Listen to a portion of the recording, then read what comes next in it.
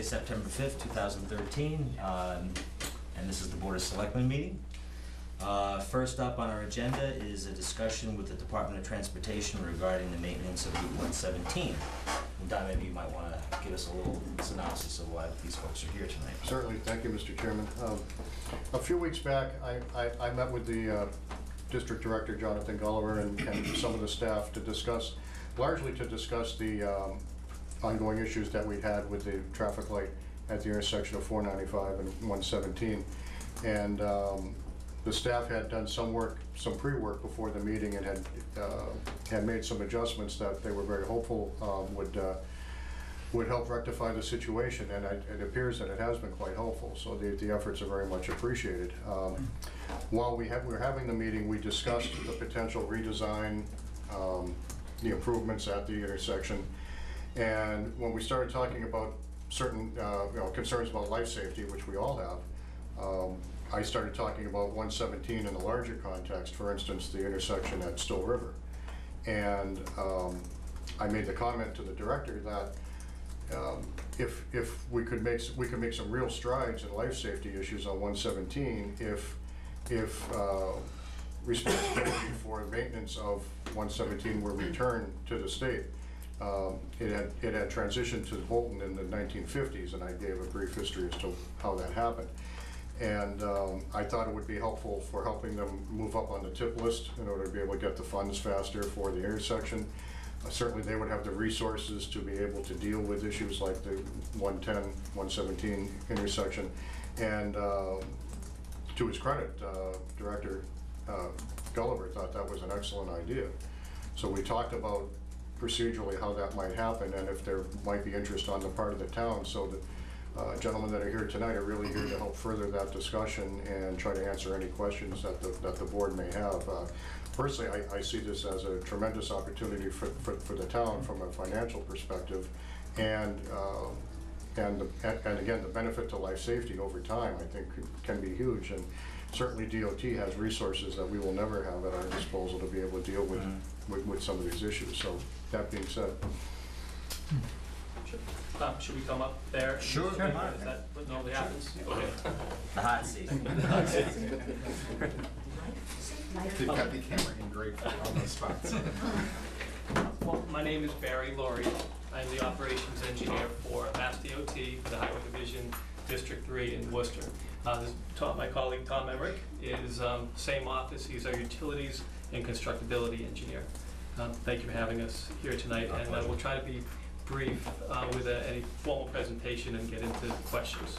Any questions? But I guess what we're talking about is the ownership, operation, and maintenance responsibilities of Main Street in Bolton, Route 117. Which would be from the Stowe town line to the Lancaster town line, would be the entire stretch. It would most likely, yes, be the entire stretch, although we are reviewing traffic volumes right now and determining where, if that is appropriate, or if a better cutoff might be 495 to the west, given the more regional nature of the roadway from 495 to the west. But we're considering both at this time. Before we get into anything, I definitely want to make a strong statement about we're not here to put any pressure on the community. This is just to have a dialogue and to answer questions. We're not advocating for it. We think it deserves more conversation, more dialogue. No, Barry's exactly right. They're here at my request.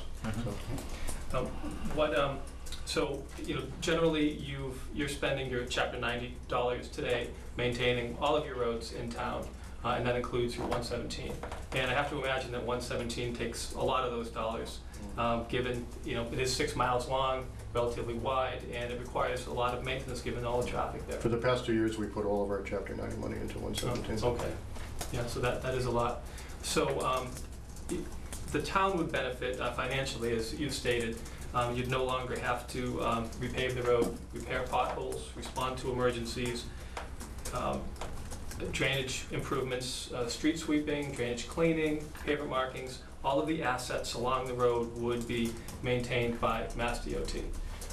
So there's a tremendous savings there, and not to mention the savings in the wintertime with snow and ice operations. We would be plowing, sanding, and salting the road. So there's savings there as well. And you made a good point about additional resources. Certainly, we've got access to funding that municipalities don't have access to. So when we're looking at doing major capital projects or even smaller capital projects, like improving 110 and 117, that intersection, maybe updating signal equipment. Drove through a couple times today. There are some safety issues that jump right out at you at that location. So we would be able to tap into funds that municipality wouldn't generally be able to, and hopefully get those improvements made a little bit quicker. The intersection is screaming for a redesign, and the hardware we have down there at a minimum is 20 years old, and I think components of it are older. Yeah, we had one of our traffic signal technicians look at it, and he's pretty good. He's seen a lot, but he hasn't seen anything that old yet. Maybe it's museum quality. And so, the next question is, why is Mass DOT interested in it? And, generally, one of our missions is to move traffic, regional traffic, to the Commonwealth safely and efficiently. So when we recognize a roadway like 117, and we recognize that it carries more than local traffic. I mean, you've got a lot of out-of-towners on that road trying to get from 190 to 495 and vice versa, and then Metro West community up into the Leominster, Fitchburg area. So it is a type of roadway that we generally like to control and to try to move regional traffic better. And I believe the director said this is the heaviest traveled state road in the district, or certainly in the region, that is not currently maintained by DOT. I would believe that, yeah. I would believe that. It seems to have a lot of traffic on it. So, we're interested in it from that perspective. We thought it made sense, for the town financially. A couple things, though, that we should point out. By statute, parking along a state highway is prohibited. So any parking that's currently there, it's not like we're going to put the parking signs every 50 feet, but it would not be part of, say, any redesign or any pavement marking effort. We wouldn't go out there and call to have cars parked, removed, and have them towed. But if we received complaints, we'd have to put up some signage. But that's something you should certainly be aware of. And then enforcement is on the local level. It is. Enforcement is generally on the local level. Today, local Bolton PD patrols the road. If it were to be a state highway, the state police would have first jurisdiction, primary jurisdiction, if they wanted it. But what we have seen generally is that for these smaller state highways, and we'll call them secondary state highways, they generally cede that jurisdiction to the community. So although the state police would have to weigh in on whether or not they would want to patrol 117, just based on what they like to patrol typically, I don't think that they would. But that would be a decision made by them. And there has been a preliminary conversation with the major about that. Okay. And the initial, again, informal, the initial response was that there was no interest to do that. Okay. Well, that's probably good. There were also some concerns, I think, about utility pole relocations and locating, and some issues have come up in the past. And that's really why Tom is here to discuss the changes that would come about based on an ownership change in that regard. Yeah, basically under Mass General Law, state highways, the state highway is the granting authority for the utilities. So all of the utilities are on state highways by permit. So all of the pole locations are all determined. We use several different guidelines. One is our project development design guide. Another is AASHTO recommendations. And that's for the safety of the public and also for access for the utilities. So the regulations are pretty detailed in there on where utilities poles should be set and can be set and where they can't be set. Then we also have to fall into ADA and AAB compliance regulations. Generally in municipalities, if it's in an urbanized area or downtown area, even though it may be a state highway, we generally involve the local DPW or the Selectmen's office if they want to do a walkthrough with us while we're relocating utility poles. Yeah. So it's not, we don't go through and say that these are where they have to be, but we determine based on the needs of the roadway, what we're doing in the roadway, as to where the utility poles have to be relocated. So that's what the process is. And generally it's done through a project, you know, we'll be doing a project, so we'll plan for the utility relocations, they'll be on the plans. We usually submit them to the municipality also, just for review, cursory review, so you guys are aware, you know, there's no surprise when you get out to construction that you say, you know, we didn't know a utility pole was gonna be here, or guy wire, or anything like that, so. Okay. So what is the process, you know, if the town said, gee, we think this is a good idea, what would be the process to move this forward? We've got a lot of work to do on our end, but the process will get started simply with a letter from the board requesting that Mass DOT take ownership of the roadway. And, you know, concurrently, if you were to send that letter, well, I guess we're gonna go back and actually start to vet this up, the chain a little bit higher, make sure we have support at the highest level, and determine what process we need to go through.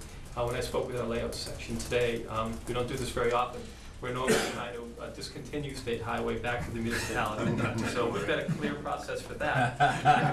Going the other way. Just do it backwards. Just start the top. That's right, exactly. Just do it in reverse.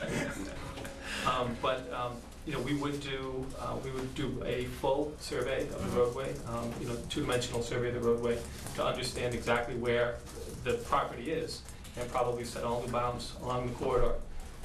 And we would walk the roadway also with a group of engineers to understand what we're getting ourselves into, you know, what are the deficiencies out there, and what type of resources might we have to put into it. So, you know, that's on us to do at this point, to keep researching a little bit more and put the process together. But if you were interested, it would start with a letter to Jonathan Gulliver to make that request. And he wanted to make sure that we told you today that, you know, there is no pressure. If you have questions, you can contact us, you know, call us or email us, and we'll get back to you with responses and keep the dialogue going. Sure, I mean, on the outset, I don't really see any downside here. Well, Yeah, no, I think it seems like there are a lot of pluses. The one concern I think some folks might have is there's a tension in town between folks who say, there's too much traffic on 117, and we'd like to, traffic dampening, have less cars going through, and your goal is to have more cars going through and more efficiently, and so I can see some tension there, but I don't know how there's already tension there to some degree. I think you hear these anecdotal stories that, you know, we have limits on what we can do in terms of the speed limit on 117 as it is.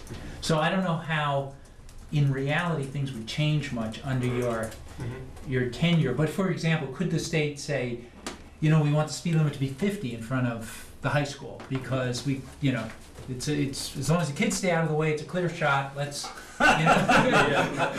No, I mean, how involved is the town once you've taken over?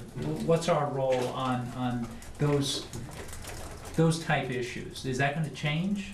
It would change. It would change. I mean, today you've got you know, ultimate authority, jurisdiction over the roadway. You make your own decisions as long as they're in compliance with federal and state guidelines. Actually, that's not true.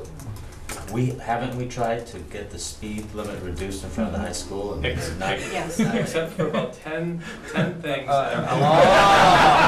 have ultimate control except for these 10 things. And we don't want to do 11 things. But most of them are obscure, like mid-block one-way changes in traffic flow. But the one thing that communities don't have direct control over is speed limits. And you know, that's to prevent that's to create a consistent speed limit throughout the state. However, for example, the speed limit example, today, if on 117, we will not go out there and try to change the speed limit unless you request us to come in and do a speed limit study. We would then work with you, and if you wanted to make the change that we recommended, we would make that change. If it were to, if we were to take control of the roadway, we could just go out and make the change. So it does remove some of that authority from the town, as well as some decisions. You know, we might look at Aquatic Hill Road and say, you know, you really need a left turn lane over here, or you really need 2 lanes exiting onto Main Street. And we always work with the community, but ultimately we would have the final determination of what happens. So, along with shedding all the financial, burden, you do lose some authority over what happens. I have read some case studies though about situations like that, and it seems to me the vast majority of the time, the community input is weighed. Our whole process is set up to weigh community and public input. And we generally don't move forward with a project until everybody is satisfied. So, I'm kind of giving you extreme examles there, but they're examples that should be thrown out just so everybody realizes it. But our whole public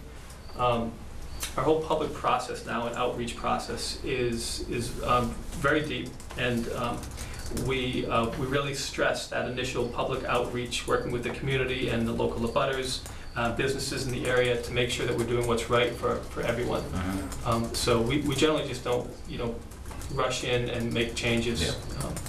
Well, one of the other things with that too is when we go in and reconstruct a road or rebuild a road or upgrade a road, we are held to higher standards than what the municipality is. We have guidelines that we have to follow through that process. So it would be different than if the municipality did it. You guys could kind of really do what you want on that side of it. But we're talking about shoulders, bicycle accommodations, pedestrian accommodation, things like that. It's very detailed on how we have to proceed with that through a project. But it's also vetted in the public hearing, which every project that we do, at 25% we hold a public hearing. So everybody that's abutting the property is invited in, and even residents just in general can come in. One of the things that you'll see if we get to the point where you do start walking the road and inspecting it, the town of Bolton has done really an exceptional job in maintaining that road. It's in very, very good condition. I agree. Yeah, no, we looked at both ends of it. You sound like a used car salesman. No. I have done sales in it. Well, we were looking at the east side. The east side would meet our current standards today. The side from 495 going east to the snow line. And that must have been a project that was done probably in the last 10 to 15 years. That's correct. Yes. Mass Highway did it. Yeah, that's what I figured. It was one of my projects. Yes, questions? Yes, I live on 117. Could you identify yourself, My please? name is Craig McRae. I live on 392 Main Street on 117. And we are, the whole neighborhood on the east side is really upset about any plan to widen that road. Are you guys thinking of doing that? I mean, it's a national historic neighborhood. And they built these houses right on the road. So I'm in here later on for another issue. You guys somehow have a 28-foot right of way in front of my property, which I didn't know about it wasn't on the deed. My driveway starts at 18 feet out. My front door is like 35 feet out.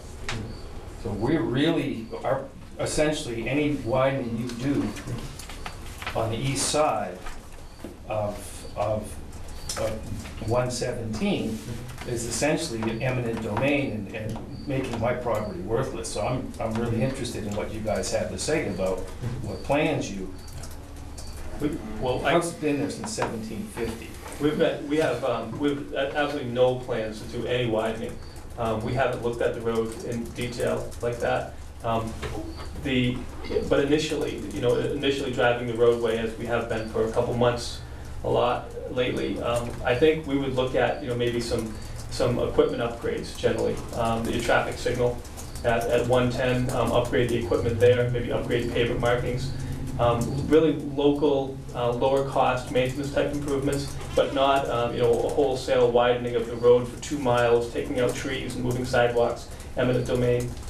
We've got no plans at all to do that. Wonderful. Okay. Yeah, I think if I recall correctly, if there was any discussion of widening or improvement in that manner, it would be really close to the intersection of 495, for better traffic flow, and that would be about the limit of that. Yeah. Harold, you have a question? That section that you're speaking of from 495 to Stone, Brian, was done under Astro guidelines, and we did the widening, and that was the widening at that time and Mass DOT did that, and that brought it up to the standards. So I cannot see any there where we have a shared shoulder, as you said, Yeah. for bicycles and so on. I think, well, I can't speak for mobility committee, but I think they keep referring to that side as being the safer side of our road. And I'll let Mary speak for the committee. For your house, yes, east of 117, east of 195 Hudson Road, going into the Stowe. That was redone, and there is the wide paved shoulder for the cyclist to accommodate the cyclist. And the only thing missing are sidewalks. But I believe that was voted down at the time by the local residents. So you're safe. Yes. Brad Cody, Nashway Road. Do you guys presently control any part of 117 in other? No, we do not, in other communities, no. 117 is all local roadway. Oh, Yeah, the only section would be on the 495, in this, oh, okay, you was in it. No, you go ahead. Oh, no, I was just gonna say that, it's between the singles, right at 495. okay. So, could you give us one real quick example of a present roadway that is similar to 117 that is under your control? 119, Townsend, Pepperell, Groton, in that area? Yeah, 111 too. Yeah, 111, Okay. that goes right through Acton, right out to Route 2. So it's from Harvard Center all the way out to Route 2.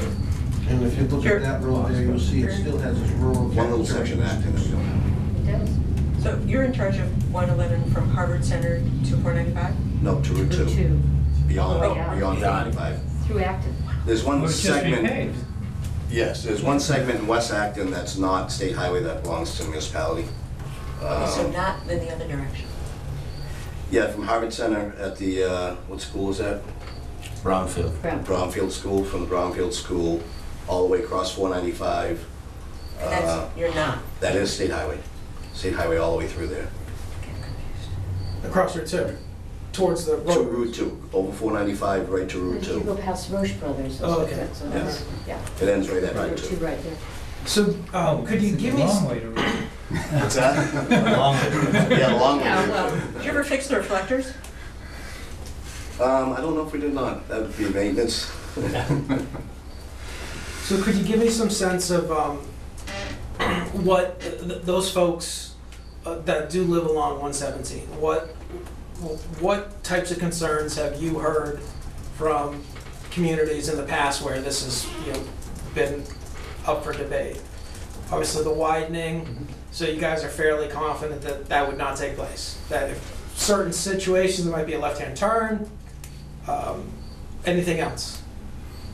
Well, like I said, we haven't run in, I've been there for 18 years and haven't run into this situation yet. Usually we are taking state highway and it's reverting over to the municipality. So we haven't gone in this direction. So probably these are the first kind of concerns that we've heard. Yeah, we can't say that, we're looking at the east side of 117 from 495 east, and that meets current standards. That has shoulders, it Yeah. has everything that accommodates, because we're not required to put sidewalks in, but the sidewalks in, they have to be ADA. But we do, a lot of times, give the municipality the option if you'd like the sidewalk or not. So, I mean, it's not outside the realm of possibility in 20 years that there could be some widening needed on this segment of 117. Oh, don't say that. I mean, this is the side that everyone's gonna freak out over.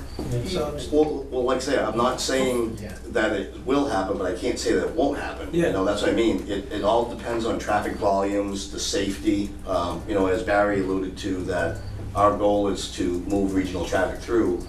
And it's not really as fast as we can, it's as safe as we can. To make it safe for all users, the residential users, the local people, and for commuters going through. you would never see it as a 2-lane on either side. It would still be Four-lane highway.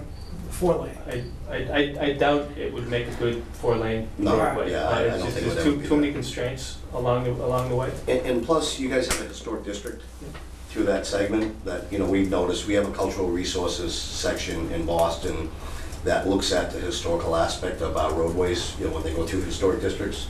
So we have constraints on that side with Mass Historical, also with the local historic commissions.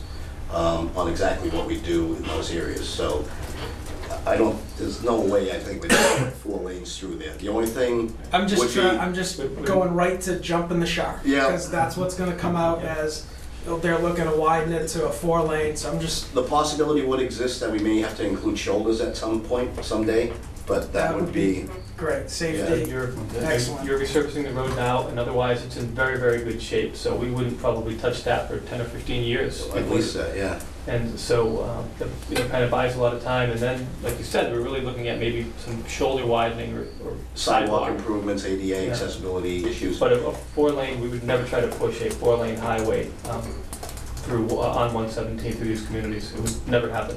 I didn't expect that, I just I wanted you really guys, nice to hear that. yeah, Yeah. I just wanted everyone to hear that directly from you, right out of the gates.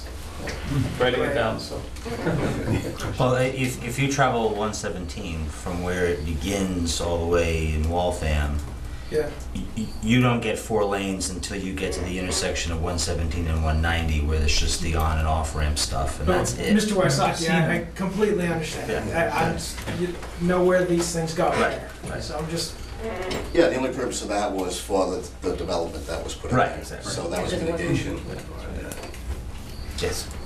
I'm Peter Ross, I'm co-chair of the Public Way Safety Committee here, and we look at all the safety issues throughout town.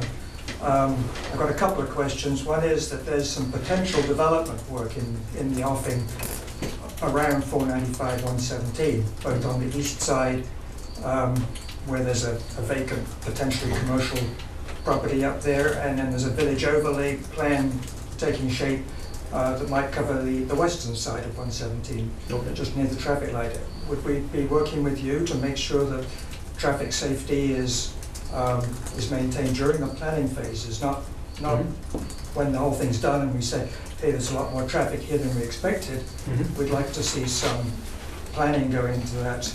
So if you've got a piece of that under 495 at the moment, but from the traffic light just immediately east towards 85 is a very bad area for traffic at the moment. So would you be involved in planning?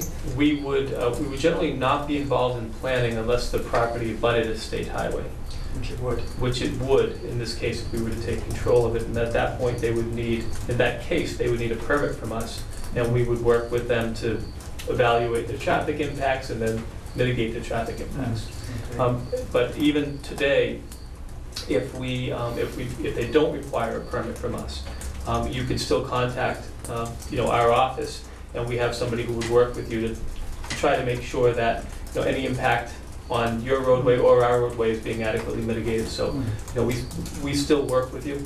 It's just that, we've got more teeth if the development abuts a state highway. So we could use those teeth. Yes. Good. Second question is, would you also be involved in any safety improvements that we identify? We're all scared of what might happen one day at the high school. It's right by a very complex intersection.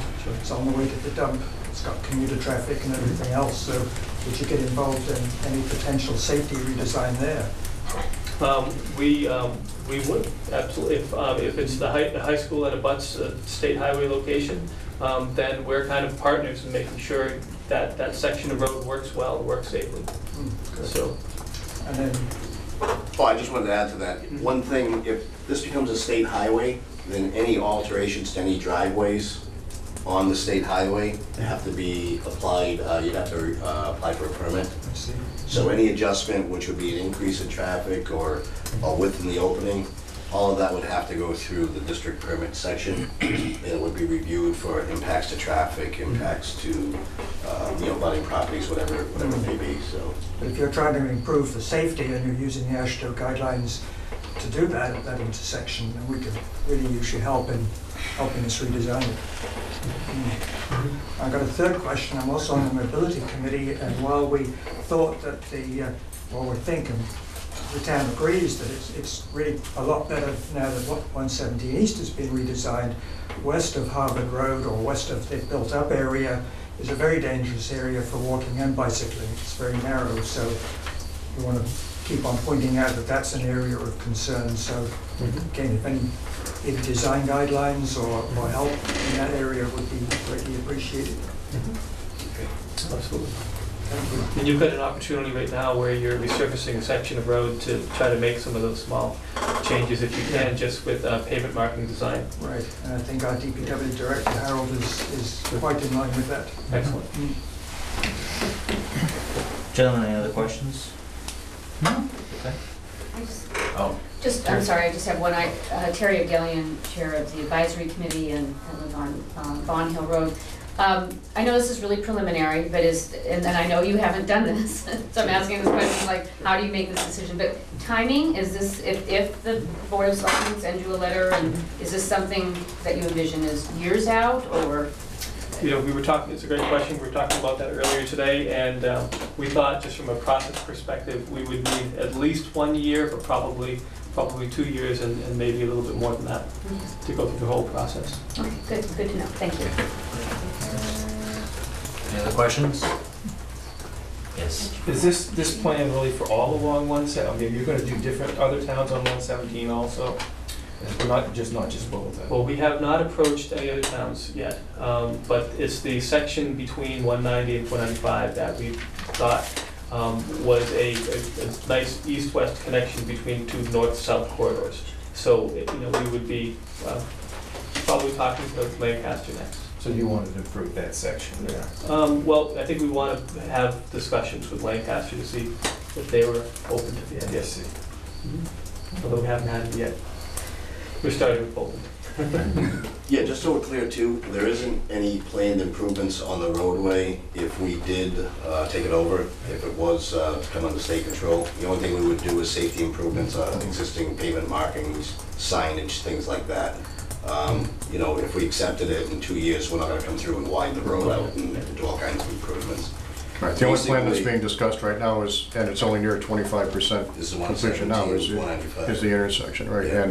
And again, I can't say enough, this is not an action that was initiated by DOT because they have something on the drawing table. This was initiated by me trying to pursue an opportunity. Yeah, and just to let you know too, we're always competing for funding too.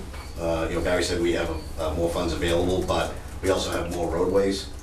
So even if there was improvements, this could be 15 years out, whatever it is. Nothing that's really planned for right now to make any substantial improvements to 117, so. But it does feel as though this can help get a higher priority on the tip list for the work that we know we want to get done by the intersection. That section is already state highway. That's correct. And so I don't know if the action of changing jurisdiction on the rest of 117 would help that or not, but it would certainly help for getting projects going along, that section, the new section. Because we do compete on the tip for the same Sure. funds Same too. line. That's right. I mean, district by district competition?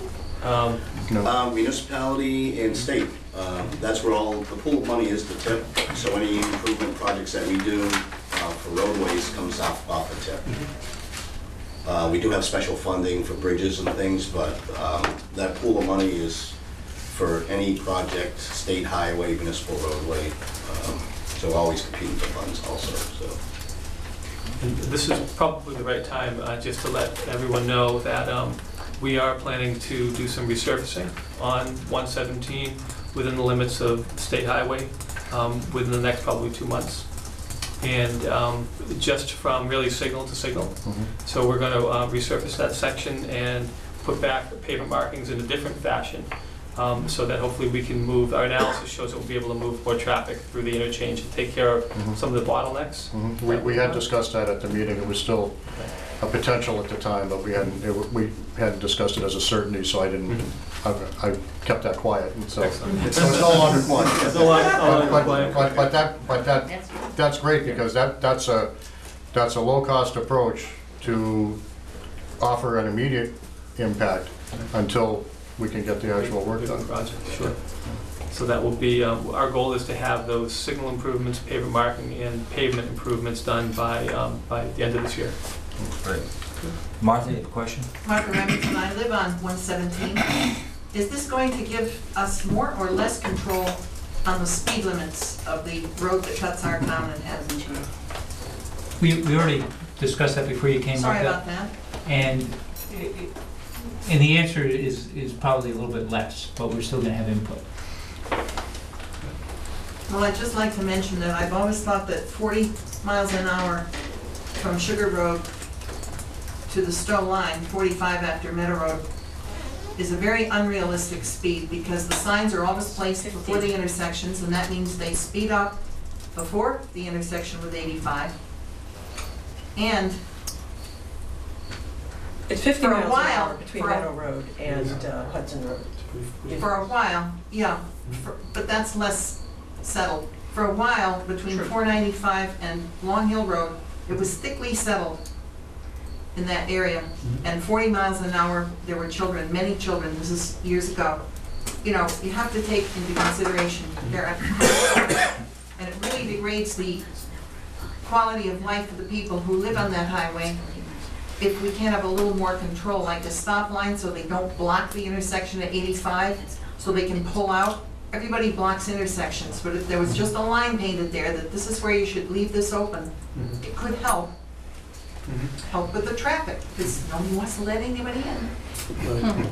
It's absurd that a two-lane highway has a higher speed limit than Route 2, which is a four-lane highway. Yeah, we're running a That's music really school crazy. there in that section in there, so we have kids in there all week long, in and out of there every afternoon. Well, you know what, we can certainly have someone from our traffic engineering section who is involved with setting those speed limits, drive the road, and a couple different times a day, and see if there are any speed limits that are just, way out of specifications. So we will do that. And if there's anything that we think, would help to lower the speed limit, if we think there's a chance the speed limit could be lowered, we'll touch base with Harold and back to the board and town administrator. Yeah, I was always told that that speed limit was set back in the late 40s and 50s when it was almost a dirt road, and it just never, it has never decreased as the volume has increased, and even the development has increased. No, that's not true. It was redone and we looked at when we did that section of road. But it wasn't reduced. Yeah, no, it was looked at, it was engineered, and engineers from the state and the company that we had, which was VHB, reviewed it at that time. But they never lowered any speed limits because of more development or heavier traffic. I won't get into it, but it Right. doesn't meet the requirements. We did have a study, that's true. All right, well, gentlemen, I want to thank you very much for coming in, and I think probably at this point, it sounds like we need to send a letter off to the DOT, and I'll entertain a motion to get that process moving.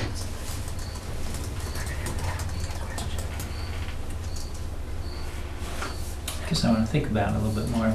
Yeah, I think I think there are a lot of reasons, and it's a long-term process. I understand there might be a reason just to start it, but I guess I'd like to think about it a little bit more. Yeah, I'm not sure, I mean, for a lot of people, it's the first time they've heard about it or had a chance to think about it, so I don't know whether we wanna Well, the thing is, let it percolate in town and see how much Don's phone lights up in the next few days, or, well, I think the process is going to take a year to 2 years to complete, and unless we get the process moving, these gentlemen aren't going to do any more evaluation. So, I think. No, there's no reason to start the process given the length of time that it's gonna take. Well, There's gonna be plenty of conversation around town anyways, so. These gentlemen aren't going to do anything more until we do that, and they're not going to have any more information for us until we give them the green light to start doing their investigation. Yeah. So, postponing it to the next meeting or the meeting after doesn't seem to make much sense to allow these gentlemen to get moving, at least to do their preliminary investigation. We can have them come back in. Then I think, that's better serves the process than not doing this, because I don't see a lot of downsides to this. Nothing much is gonna happen to the road probably in 10 to 15 years after you take control of it anyway, other than, paving markings and everything else. And probably the biggest thing is that they'll start plowing as opposed to the town plowing. Now, have you spoken to your town council and? I've spoken with them in the abstract, but not in any specifics. No. Yeah, I know how a town accepts a road, I don't know how a town gives a road away, that's it. No, I haven't spent any money on it yet, no. So there's things on that side too that you probably should be looking at also. It does look, in speaking with the director, he felt that our exposure as far as legal bills go to make this happen is gonna be very minimal. Yeah. And that it's mainly an administrative process. Yeah, I just didn't know if it requires a town meeting vote or, you know, what the process is on that side. Like I said, we're always going the other way, so it's. It appears that it doesn't, but I haven't confirmed that. But the initial information I have is that it does not. I mean, from your perspective, to Stan's point, if we start this process now, the town can put the brakes on at any point?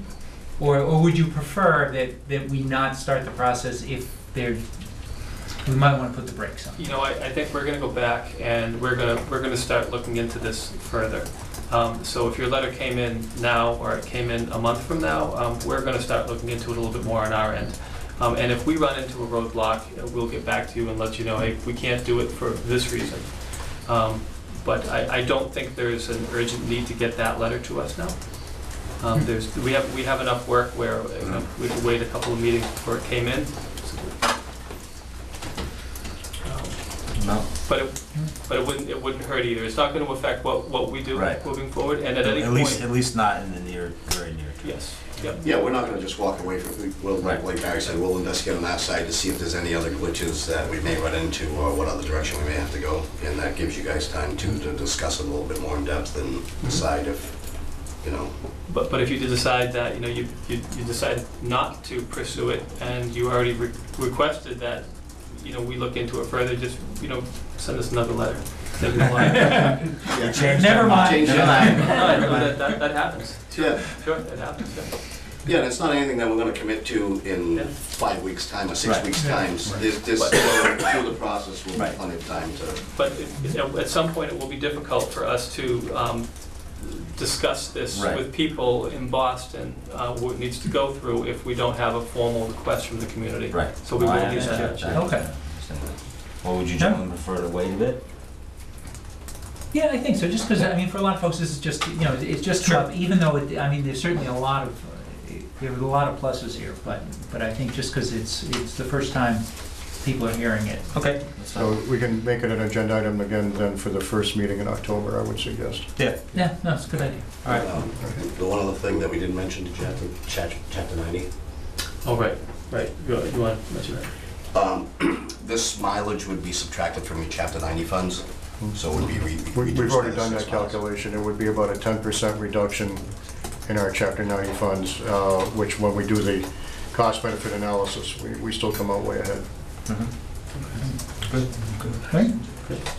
Thank you very much, gentlemen. you. Thank you. Thank you. Thank you, good to see you. Nice meeting you. Pleasure.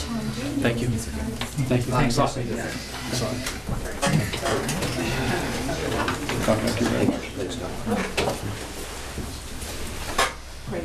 Yes. Actually, in case you need to get in touch Thank with you. us. I didn't bring any. Somebody else. Tom, in case you need to get in touch with me. Mary Laurie, Lori. Am I all right? O-R-I-O-N. Yes. Okay, next up on our agenda is a request for permission to hold the Bolton 2013 PMC Kids Ride on September 29, 2013 at Florence Sawyer School. And Kristen, are you here? Is that someone representing? Nope, I guess not. I did expect it, but I don't see anyone here, Okay. so. All right, well, we got an email, I think they Yeah. changed the schedule last year, that this had been a spring event, it became a fall event. Right. So I move that we approve the request for the PMC Bolton Kids Ride on Sunday, September 29th, 2013. Before we vote, do we know if Chief Alfano is giving his I don't believe Chief Alfano has any objections to it. Okay. I'll second the motion. Any discussion? All those in favor? Aye. Aye. Next on our agenda is a request for permission to access the town's easement in order to install drainage serving 283 Long Hill Road. Okay, Mr. Chairman, I am in a butter to some work that the gentlemen are doing, so I'm going to recuse myself to avoid any appearance of conflict of interest. Okay. Good evening. Good evening. My name is Walter Erickson. 283 Long Hill Road is one of 3 lots on a common driveway. It's an existing common driveway, And lot 1 is already developed and lot 3 was already developed. And we came in and put lot 2, the middle lot, under contract, purchase and sale to build. And in the process of going to the planning board and working with the planning board to get the lot released, found that the roadway and the common driveway wasn't constructed to the town specs. So we revised the plan, went to the planning board, and have proposed bringing the driveway up to the planning board's regulations completely. And the planning board has approved the plan. But in the process, there was a small section where the driveway meets Long Hill Road, where the drainage couldn't be put in the way it was originally proposed because of the construction of the first house on that lot. So we came up with an alternative that was accepted by the planning board, but it requires a small swale about 80 feet long in the right way of Long Hill Road, along the side, along the shoulder. And the water naturally runs there anyway, but we would have to work within the town's right-of-way to construct that swale. We did meet with your superintendent, DPW, Mr. Brown, and he didn't have objections to it. Okay. And we have smaller plans there. They're a little tough to read. Yeah, no, I noticed it. Wow. All right, so the planning board's giving you approval of the plan. You've met with Harold Brown. Yes. He's okay with this. Yes, we will be posting a bond with the planning board. Their engineers come up with a bond number so that we can get the lot released, and then we will do the work. Okay. And so how deep is the 80-foot swale? It's about 80 feet long, and it's only about 8 inches deep. It's just a slight depression, grass swale running along the shoulder. Okay. And so that actually is going to improve the drainage for that section of the road as well? Yes, it is. Yes, and also, one of the requirements of the planning board for the common driveway is that where the road meets, there's a larger staging area for safety and radius, so we'll be upgrading that as well. So, I'm unclear, is this something that would require a construction easement or a permanent easement? I think it's just a construction easement. Okay. Yeah, I didn't think, I wasn't sure. I mean, it Yeah. seemed like it would only require Yeah. a construction easement. Yeah. That's, All right. Yeah. I'm okay with it. yeah, no, it seems fine. So I guess I move that we approve the request of Built Best Construction LLC to install a drainage swale in the town's easement as shown on the plans they've provided. I'll second that. Any discussion? Hearing none. All those in favor? Aye? Aye. Thank you. Would you like a larger copy of the plan for your records? The planning board has it. I think the planning board Yeah, has, yeah. yeah. Thank you. We'll just keep these for us soon.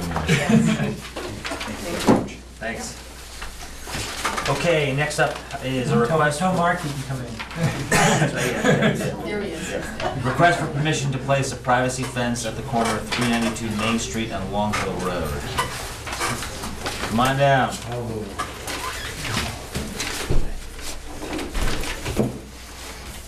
So, basically, we're at the corner of Long Hill Road and Main Street, and we'd like to put up something like like this Can I see? around. Sure. The standard. Can everybody see this? Put this. Nice. Yeah, we got it. I mean, It's a white picket fence. it's a white. Well, it's a white. I don't know what you call it. Not Kind of really, stockade. not Yeah. But yeah, so that's what we like to do. And we saw Mr. Savigno first, and he said that there's no building code involved with this. Issue with that, because it's only 6 feet high. And then we talked to Mr. Brown. He said his only concern is, which of course is our concern also, is that it's far enough back from the road that it doesn't interfere with the sight line on the corner, and also the snow plowing operation. So on that corner, we put it back probably some 30 feet or so. And here's the property here. Right. So those are the marks that Mike Salmon put on there. And there's a drain here, and there's a drain here, so that those would be in probably at least 15 feet in there to clear that drain and to clear the guy line from the power here. And we would run this back to wherever the woods start here. This lower end of the property is all, is wetland down in there and jungle for the most part. So we'd run it back to the part that's not, that's not jungle. And we would, I guess the issue that Harold wanted us to discuss was, he would be happy if we, went with the standard 10-foot setback from the road, except on the corner, which would go back farther. But he wanted to talk to the selectmen about the fact that we've got this 28-foot state right-of-way on our side of the road, and just to see what the ramifications here for that. He didn't anticipate there to be any problems, and if they actually did widen the road into that 28-foot thing, and then no, we don't have, it's not worth living there anyhow, so. So, I mean. And you heard the buzz, likely that. It looks, yeah. So that doesn't seem like a plan to do. Of course, the Pence would get selected 10 years down the road also. You get a real development-happy governor in, and then you don't have control from your town. So the issue is that on that, even though we have that sort of widened section 117 there, that the town right away still comes 28 feet out from the pavement towards your house? Yeah, that wasn't on the deed or anything. Yeah, we didn't know about this until I went and talked to Mr. Brown about this a few years ago, and now actually we've got a deal coming up on some nice fence to put in that we can actually afford, so we wanted to go, we wanted to go through the formality, making sure everything was, all the i's are dotted. I mean, because one option, I know that a couple of years ago, didn't someone do this on Still River Road, where we actually had an article at town meeting, didn't we, where there was sort of a section that was technically in the right of way that ended up being deeded to the landowner because the road wasn't there anymore, and It had been abandoned by the county. yeah. Oh, But Kansas City. I mean, I would love to have that happen. yeah, because you might want it to happen before the state takes it over. Yeah, well, we're gonna keep an eye on it. You got 2 years. But then again, they're talking about 495 to 190. They're not talking about really the section that's really in play Right. here. But So they you're- don't have to have that. And they Yeah, still can but have you're asking, and even if we give you permission to put the fence up sort of within the town, part of what's technically the town right away, it's, I mean, there could come some point in the future where you had to take it down, but I understand your point. You wouldn't want to live there if the road was getting that close to your Nobody else would either. 250-year-old house, So, I mean, we're willing to live with that risk. I mean, so mostly we just wanted to make sure. I was talking to Mr. Brown and wanted to make sure that this is all in line with his concerns, town concerns. Yes, that piece of property that Dan Sini owned, that it went to the town, but then it had being that 117, the land under 117 and on all sides of it, that we talk about as an easement, is not an easement, it was a taking by Worcester County. Yeah, that land, 117, and that land is owned by the state of Massachusetts.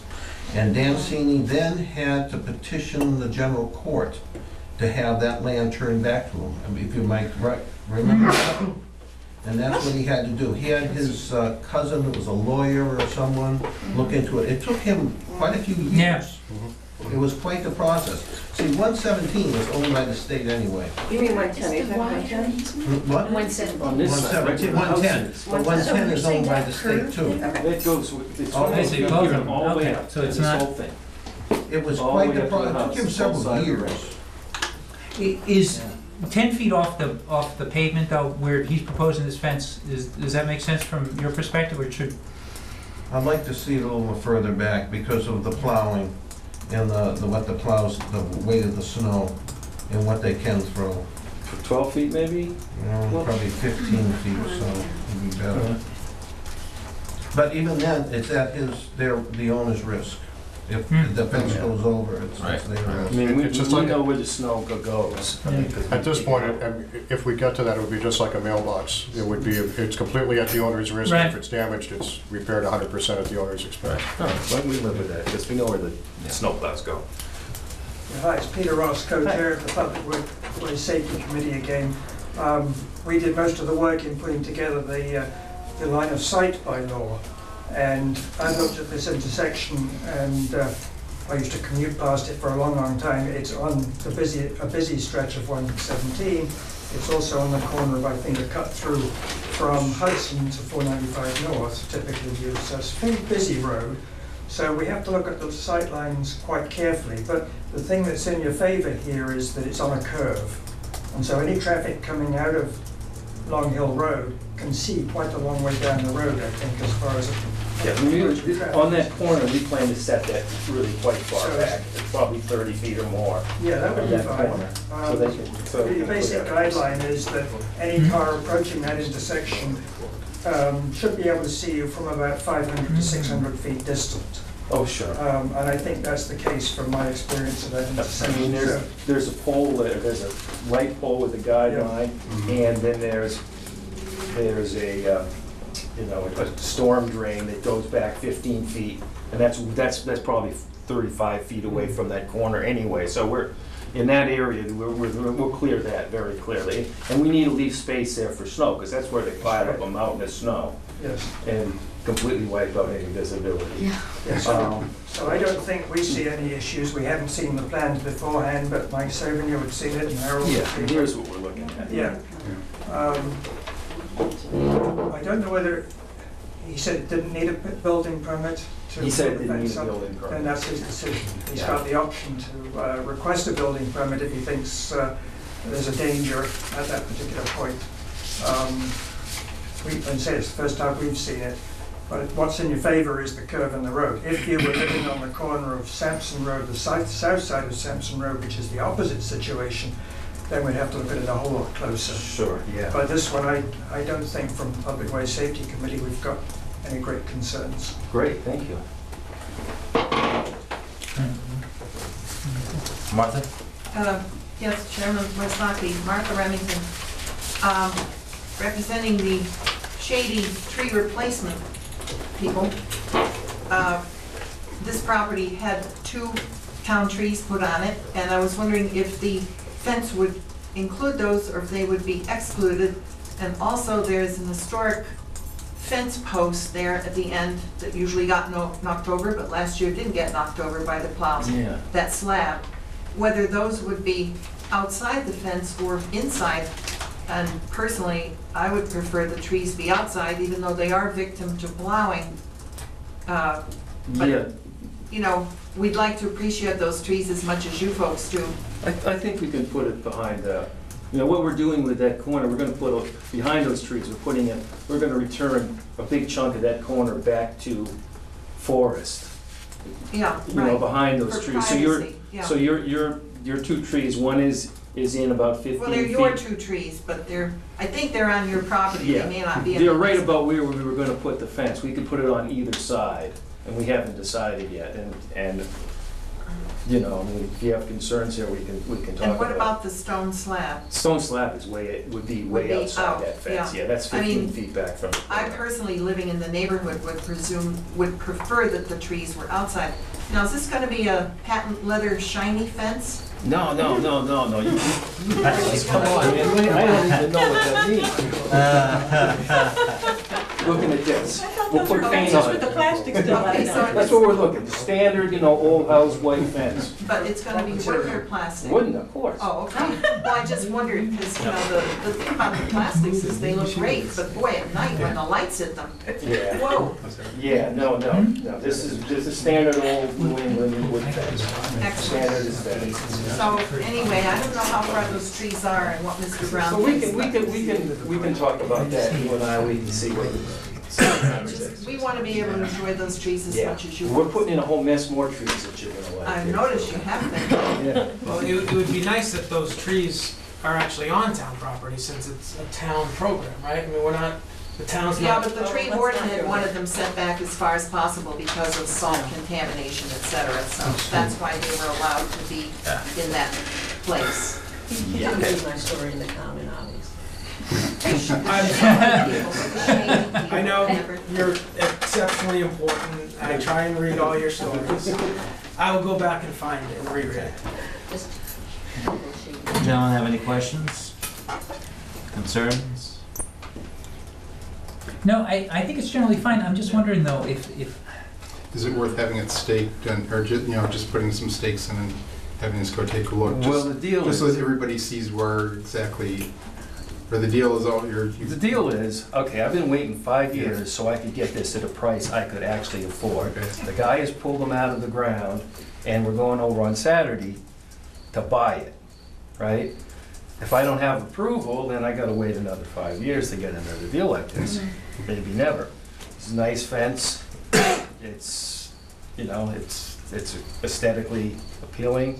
It'll make our house a lot more livable. I think the only In terms thing of really in the- question is the corner of the property, that's the corner of 117 and Long Hill Road. And they're gonna put that fence way back, and Oh, it's on a yeah. diagonal, so other than that, I don't see any issue, where they're putting the thing. And I think the sight lines will be fine, so. I mean, but if you put it like say 15 feet off the pavement, as Harold suggested, how does that address Martha's question about trees inside outside? That'll We put haven't those, measured yet, right? that'll, of course I measure.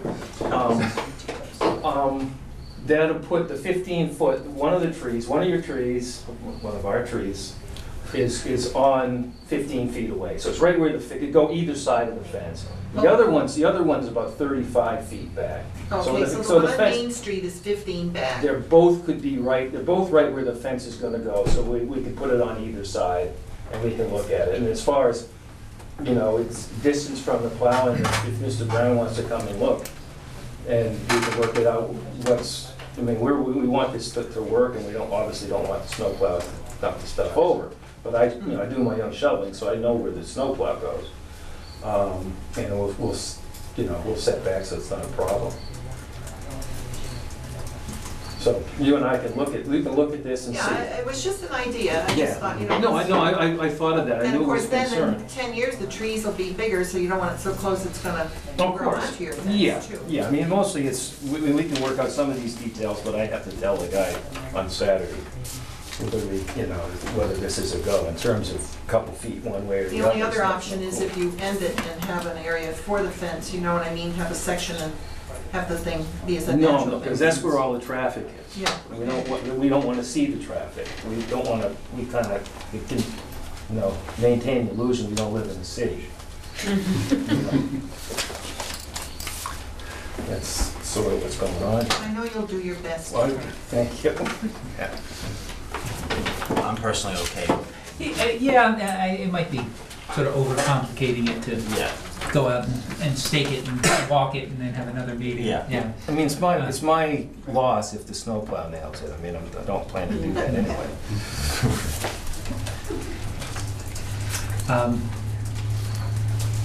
I move that we approve the request to place a privacy fence on the property at 392 Main Street and Long Hill Road. I'll second that. Any discussion? All those in favor? Aye. Aye.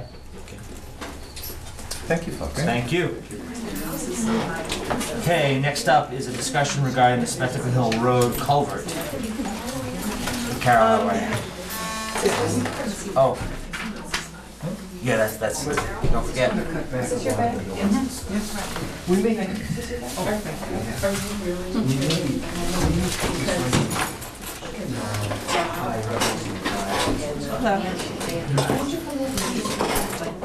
So, the Conservation Commission, it's been talking with the developer's representative at Century Mill Estates during this past spring, and one of the things that the commission would like to bring to your attention and have you think about is that there's a culvert that's just north of the intersection that goes to Mill Pond Road. This is the new Mill Pond Road coming in here.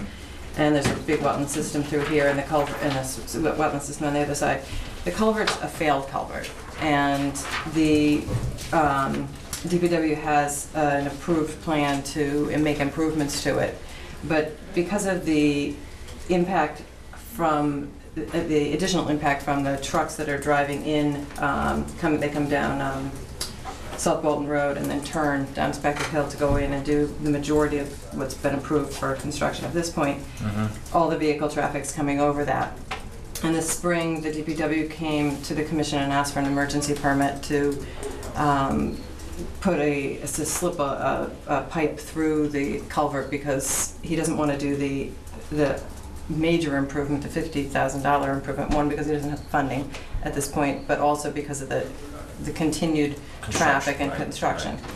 So the Conservation Commission wanted to make the selectmen aware of it and to consider whether, or to make a recommendation that the selectmen might speak with the developer and see whether or not the developer would help with some of the costs that's going to be associated with the repair ultimately here, because as the development's taking place, it's going to take some time to build out, and at some point the developer will be gone. You know, it'll just be different builders, probably in there, and there's no guarantee, that we would be able to get him to assist at that point. Right. We're not sure what their commitment is at this point. They indicated potentially, use of equipment or use of staff or use, or potentially financial assistance. And so we thought it would be better to bring it to the selectmen and see whether the selectmen thought it was something to maybe try to negotiate with the developer at this point.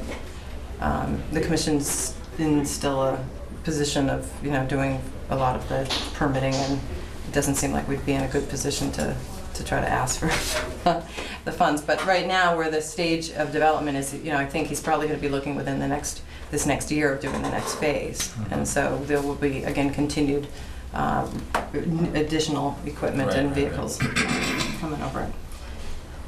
We also, I guess the only other part to really mention is that, we do know that there's direct impact. Between the highway superintendent and myself and the planner have been out, to look at, the edge of the pavement. Stones were knocked off, essentially blocking the culvert, and the pavement's been crushed in. So, it's pretty clear, and I don't know if it's been reported to, but there's lots of other places where the trucks just can't make the corners, and so it's such a narrow road, there's a lot of continued side effect from that. Harold, have you, any comments from you? Well, summed it up, we had asked for, that we had it engineered. When we went to conservation, we had everything ready to go. And then we had some other failures where the money had to go to. And at this time here, I still haven't slipped that other pipe, but at this point here, it's not on my radar screen at all. There are much bigger projects, much more pressing than this particular one. Is it in, does it need doing? Yes. But I just have a problem spending the town's money to have many trucks run over it and for it to deteriorate, So at this time here, I was always hoping that the developer, even though he wasn't required to, would find that section of road to be so deplorable, they were willing to make some contributions or say, we'll go out and do it and get the insurance and speak to the Board of Selectmen and have it done. At one time, he said he would, but not lately.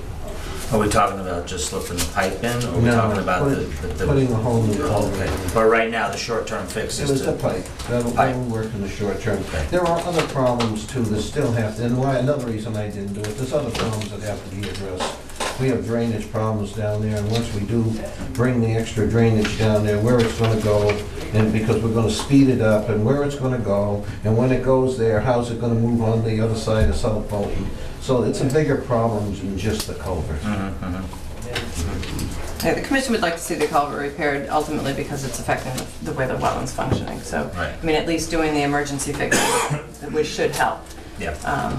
You know, and we just think this is a good opportunity, a good time to address it with the developer where, you know, they probably are gonna be starting on the next phase soon. And, you know, they've now at this point probably sold a number of their, you know, first phase of their subdivision. So it might be fluid enough to contribute something. Yeah. Have we gotten, have we gotten as much surety out of the developer as we can, or will there be additional surety for the next phase? I believe we have gotten all the surety that we can. I think actually he secured a lot of his work with covenants. So I mean, the planning board controls lots, and that they release, as he puts up money, they release lots from the planning board perspective. But I think we need to be careful. I think particularly with this developer. In better times, he would seem like he was very generous and he was going to help out the town on various things, and he seems to have backed off on that as he had trouble in the economy. But I think we need to be careful about holding him up on permits he's entitled to because we want some other concession from him, and that's wrong. And at some point, the town will get called on it if you're sort of too aggressive there. So I think if this may be an issue that down the road he could be reminded of some of his early promises, and he never had to put in an athletic field and things he had volunteered to do up there, and that maybe he could step up on this. But I think we need to be careful not to sort of explicitly link if he's starting a new phase. Yeah, I didn't mean it that way. Okay. I meant it more that there's going to be more equipment coming over it. There's going to be more damage to it. It's going to continue to deteriorate. And where they have built out a certain number, they probably have, you know, recouped some of their finances, and that might be an opportunity to, at this stage, to be able to say, you know, we'd like you to start to contribute. Maybe it's a payment plan. I mean, I know he has had trouble, or he has not paid all taxes and so forth, you know, so I don't know how fluid it is. It just seems like as the project goes on, it might be sold to somebody else, or it might be sold in bits and pieces to somebody else, and that before that happens, it would be, as you said, he had been very willing to give the town certain concessions, and, you know, and was fairly generous, you know, in the beginning of things. Yeah, but the thing is that this development's gone on a long time, and to Larry's point, you know, that wasn't specified up front, or that wasn't made a condition. The culvert we knew the culvert was there, and we knew that the construction vehicles would be going over that. And to Larry's point, at this stage, to try to get something additional out of the developer may not necessarily be the best route to go. I mean, we can always ask, and he can always say no. Yeah, we wanted to bring it to your attention and make the recommendation that we think it's an opportunity that you should take advantage of. He has other access into the development, doesn't he? Ultimately, once they cross one of the streams in the development, they will come up Century Mill. There's a lot of work to do before that happens. So he doesn't have that, so... No, there's only one way in. Right now, yeah, and I'm not sure what his next phase is going to be, but there's a lot of time constraints over when he can do the crossing because of some habitat issues. Yeah.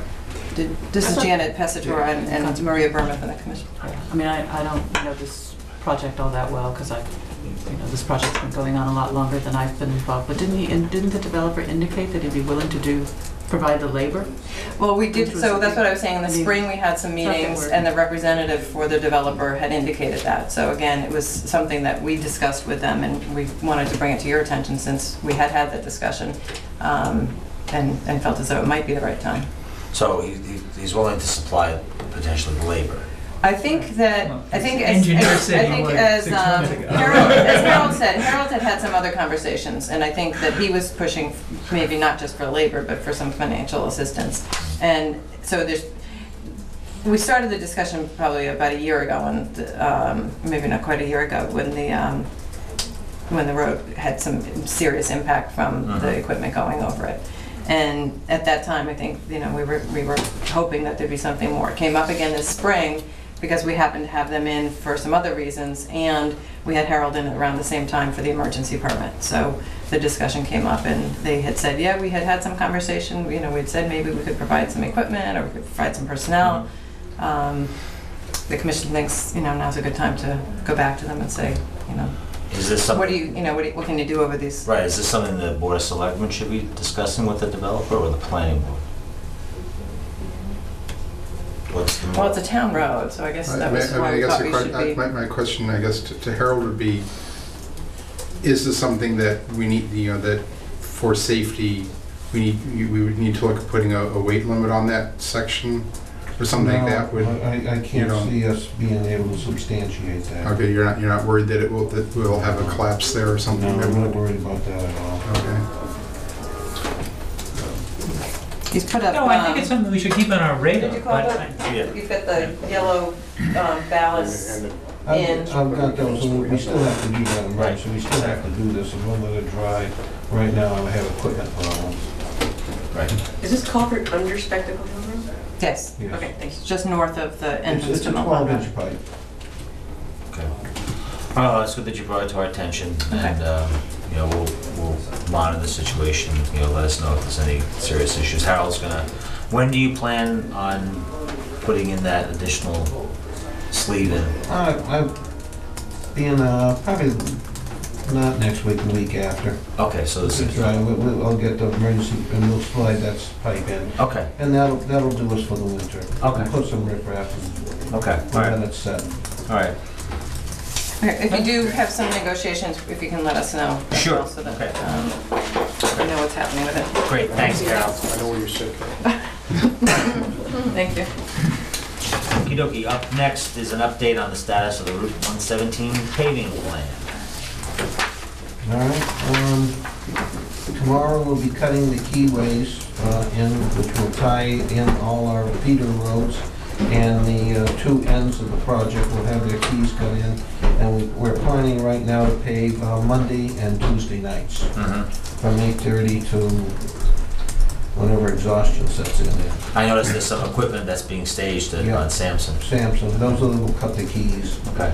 And then after that, we will be doing these edges of the road, we'll be doing that with our personnel. Okay, and you're gonna start that next Monday, Tuesday? Monday, Tuesday nights. Okay, and then after that is, is there anything after that? Well, then we do the edge of the road, then we're gonna have to have the lines painted, Okay. and the crosswalks painted, and everything put back again. Okay. Okay. And just to note for the board, I know I did it in an email, but the first phase of the project was done in about 2.5 days, as opposed to the projected 4. And the fact that it was scheduled for a Saturday and it got done on a Saturday, we avoided at least one more commuter day being impacted. So Good. I thought that was planned quite well. Yeah. The state was quite, when I was talking to Barry, I was quite impressed with it. And they said they will be looking at newer ways to do their roads now, some of their roads. Good, good. Okay, thanks, Harold. Good. Okay, up next on our agenda is an update on the Northwoods Development Road, Northwoods Development and the roads within the development. Mr. Chairman, I know I sent an email out earlier to the board today. I did speak to the developer, Mr. Black. I spoke with him last week a couple of times, and when he asked to be put on the agenda, I spoke with him this morning, and he said rather than him coming in to the meeting this evening, he was going to ask a resident from Northwoods to come in and update the board on his plans. I don't, are you Jim? Yes. No. Jim is, I'm sorry, sir, I don't know your last name. It's okay. Jim Winarski, 115 Drummond Hill Road, Bolton, Mass. So Chuck's plans are to complete the roads and have request to have the roads added to the special town meeting. He'd like to have them added separately in the event the roads are completed along different durations. Did he indicate his intent to complete all 3 roads? He's absolutely going to attempt to complete all 3 roads, but he wanted them to be listed separately in the event one road, 1 or 2 roads versus all 3 were completed. When I spoke with Mr. Black, he was sort of approaching it, I think this is a fair way to categorize it, he was sort of approaching it as a phased approach, that he was going to do the 2 cul-de-sacs first, and then if he were able to, he would get to the 3rd road, which is Drummond Hill, which is the longer road, it's the access road in, basically. So if he did successfully complete everything for the 2 cul-de-sacs and did not get to Drummond Hill, then the situation would be that the DPW would have to cross a private road to get to 2 town-accepted roads if the town did accept those 2 roads. And I made it as clear to him as possible that the DPW would not venture down a private road that had not been cleared, so that road would have to have been plowed and sanded. It would need to be safe for the DPW to progress down that road to get to the 2 cul-de-sacs if that were the situation that were presented to the town. So he hasn't started anything yet, though. So Chuck has had a survey group in, and as far as starting the physical, civil work of topping off the roads, he hasn't started yet. And I think sort of on an execution basis, he is indeed gonna kind of come up from the cul-de-sacs up, which, you know, makes kind of execution sense, of doing the cul-de-sacs first, coming back to the main road. And I can't say, another resident here, Tiffany, spoke to Chuck today, what his execution plan is, but his plan is to complete the roads by, you know, by the town meeting and have all of them accepted. But again, he did ask to have them listed individually in the event that the stage of completion was at different progress points before the meeting. I guess I'm sort of disappointed he hasn't started the work yet, because it's not, it's good of you to sort of be here on his behalf, but it's not just finishing the roads. He's got to finish the roads, he's got to create as-built plans, the town's engineers have to go out, check the as-built plans, and then we know from experience there's going to inevitably be a punch list. And I actually told him that, just speaking for myself, if he got all the roads done by sort of 2 weeks from now, when we have it's time to approve the warrant, if he had the roads done and the plans done, I would be willing to put that on the warrant and sort of encourage the planning board to fast track the punch list process. But we need pavement down before that happens. I think it's, you know, I'd be reluctant to say, well, let's put it on the warrant and just see what we've got as of October 16th, because there are a lot of moving parts here, and so far we have a long way to go. Right, I think Chuck has mentioned too, the offer to put up, as he called it, a passbook or effectively a retainage against the work incomplete. When does the work need to be completed to make the warrant? Is it by the warrant, or is it some duration before?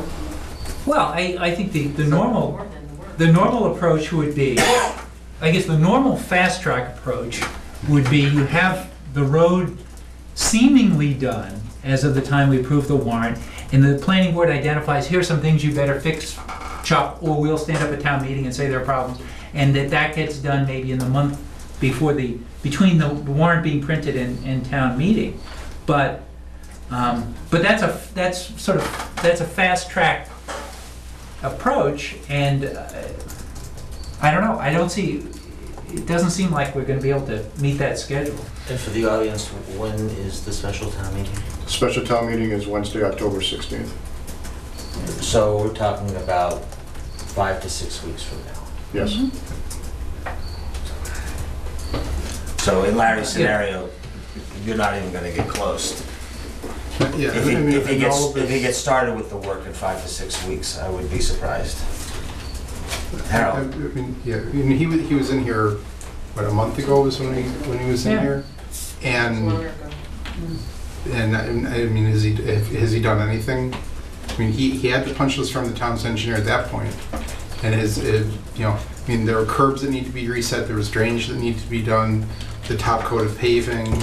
I mean, it was a fairly lengthy list, and has any of that work been done yet?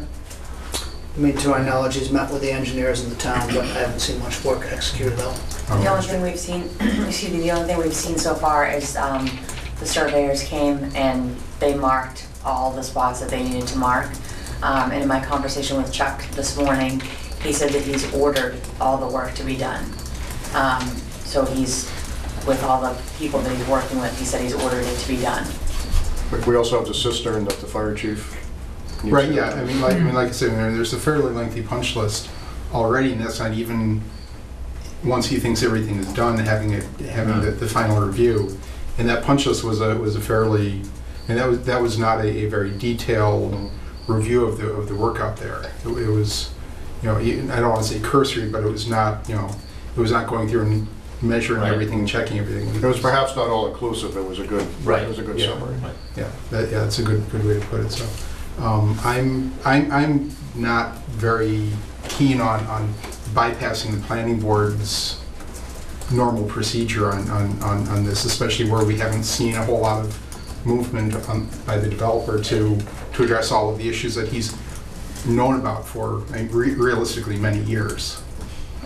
And actually, I was at the planning board meeting a week ago, and where the developer came in and the planning board gave him this concession, you can put up the cheap, monuments instead of the granite or concrete monuments, but he didn't tell the planning board at that time, I'm getting this road done, I'm gonna get plans to you. I mean, after he got that approval to put in the substitute stakes, he just left. So he doesn't even, from my perspective, he doesn't even have the planning board lined up to sort of accept these plans and get their engineer out to review the as-built plans. I mean, we're a long way off. Harold? What I have, my comments are no reflection on Chuck Black, who I know personally. I am adamantly opposed to this. I'm opposed to any deviation from the planning board's procedure that when we accept a road, it going through a winter with its top coat is for a reason. You will see the failures there of that road. You will get a chance to see it. The Oaks, for example, we had failures after a winter, and they had to go back and repair it. There's a reason for the work, the procedures that have been set in place. And we talk about if a cul-de-sac, well, that cul-de-sac you're gonna say, and it's gonna finish, you're gonna plow it. Who's gonna own the land? Are we gonna own it? You're gonna put trucks that we own on property, down on a property we don't own? Deeds would have to be given to the town. This is a great, you're opening Pandora's box. Please stay with the procedure that has been set in place by the planning board. It's there for a reason. Yeah, you're right in terms of the deeds, that's another thing that Chuck hasn't done, is get his lawyer to get town's lawyer, the title to the road. We had a huge problem with the Oaks, that the developer didn't have title to the road. But on your point about the going through the winter, I think the part of the planning board's problem on that is it's the custom, but their regs aren't clear on that. Their regs only say that the base coat has to be, can't be put down during a certain period of time. And, I think if Chuck really did the work, I would let the issue go to town meeting. But you make a good point, Harold. We've never accepted a road under this scenario. They've always gone through past practice. Yeah, past practice. And it is in the industry's past practice too. No matter if you're doing a road, is for that to go a certain period of time. You say, we're going to go and accept this and so much is being put down. Does anyone remember Twin Maples? I do. I remember because the developer went away, all right? And what did we have? A bond. Well, you gentlemen didn't have to deal with the bonding company, I did. I had a telephone pole in the middle of the road. I had to deal with them on a continuous basis. You know something, bonding companies aren't the nicest people to deal with, and they get something out of it. And the people that put money up, okay, I'll agree with Chuck, you can put it up, you put $1 million up, and you'll say that's ridiculous. Well, maybe, but I'll be well covered. Well, man, I want it cash. No, you're gonna protect the town. That's what we're here for, and the people in Northwoods, the residents, you're protecting them too. They end up with a poor road, and that road starts to deteriorate. I'll tell you right now, their houses deteriorate by 15%. And they're gonna be taxpayers too. It's the taxpayer you're protecting, not just the infrastructure. I can't see that Chuck's gonna get anywhere near done in 5 weeks. And even if he started today, and even if he superficially thinks he's done, we're still gonna have a punch list and the as-built. And to Harold's point, I mean, yeah, I know you folks have been waiting a long time.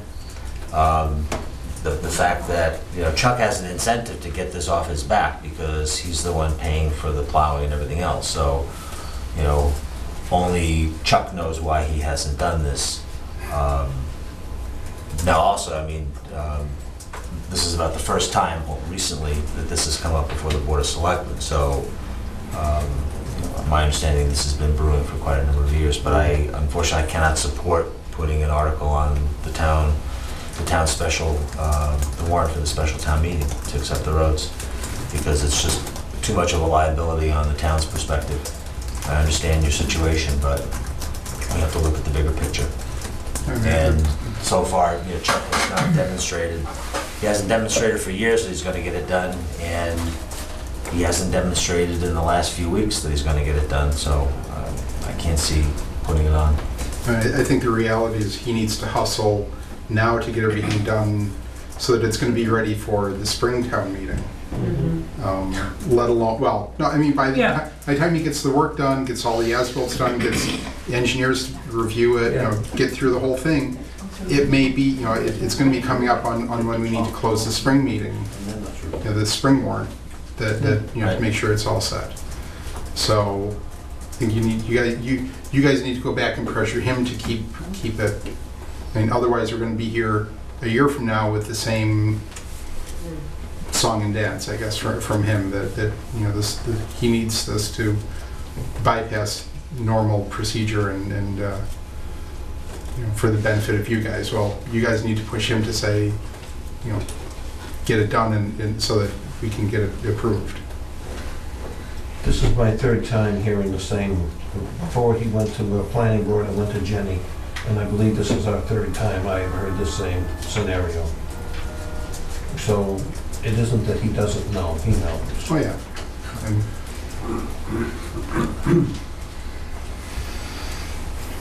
Okay, understood. Thank you for the town's time on the matter. No, we appreciate it. We certainly understand your situation, but we have a bigger picture that we have to look at. Okay.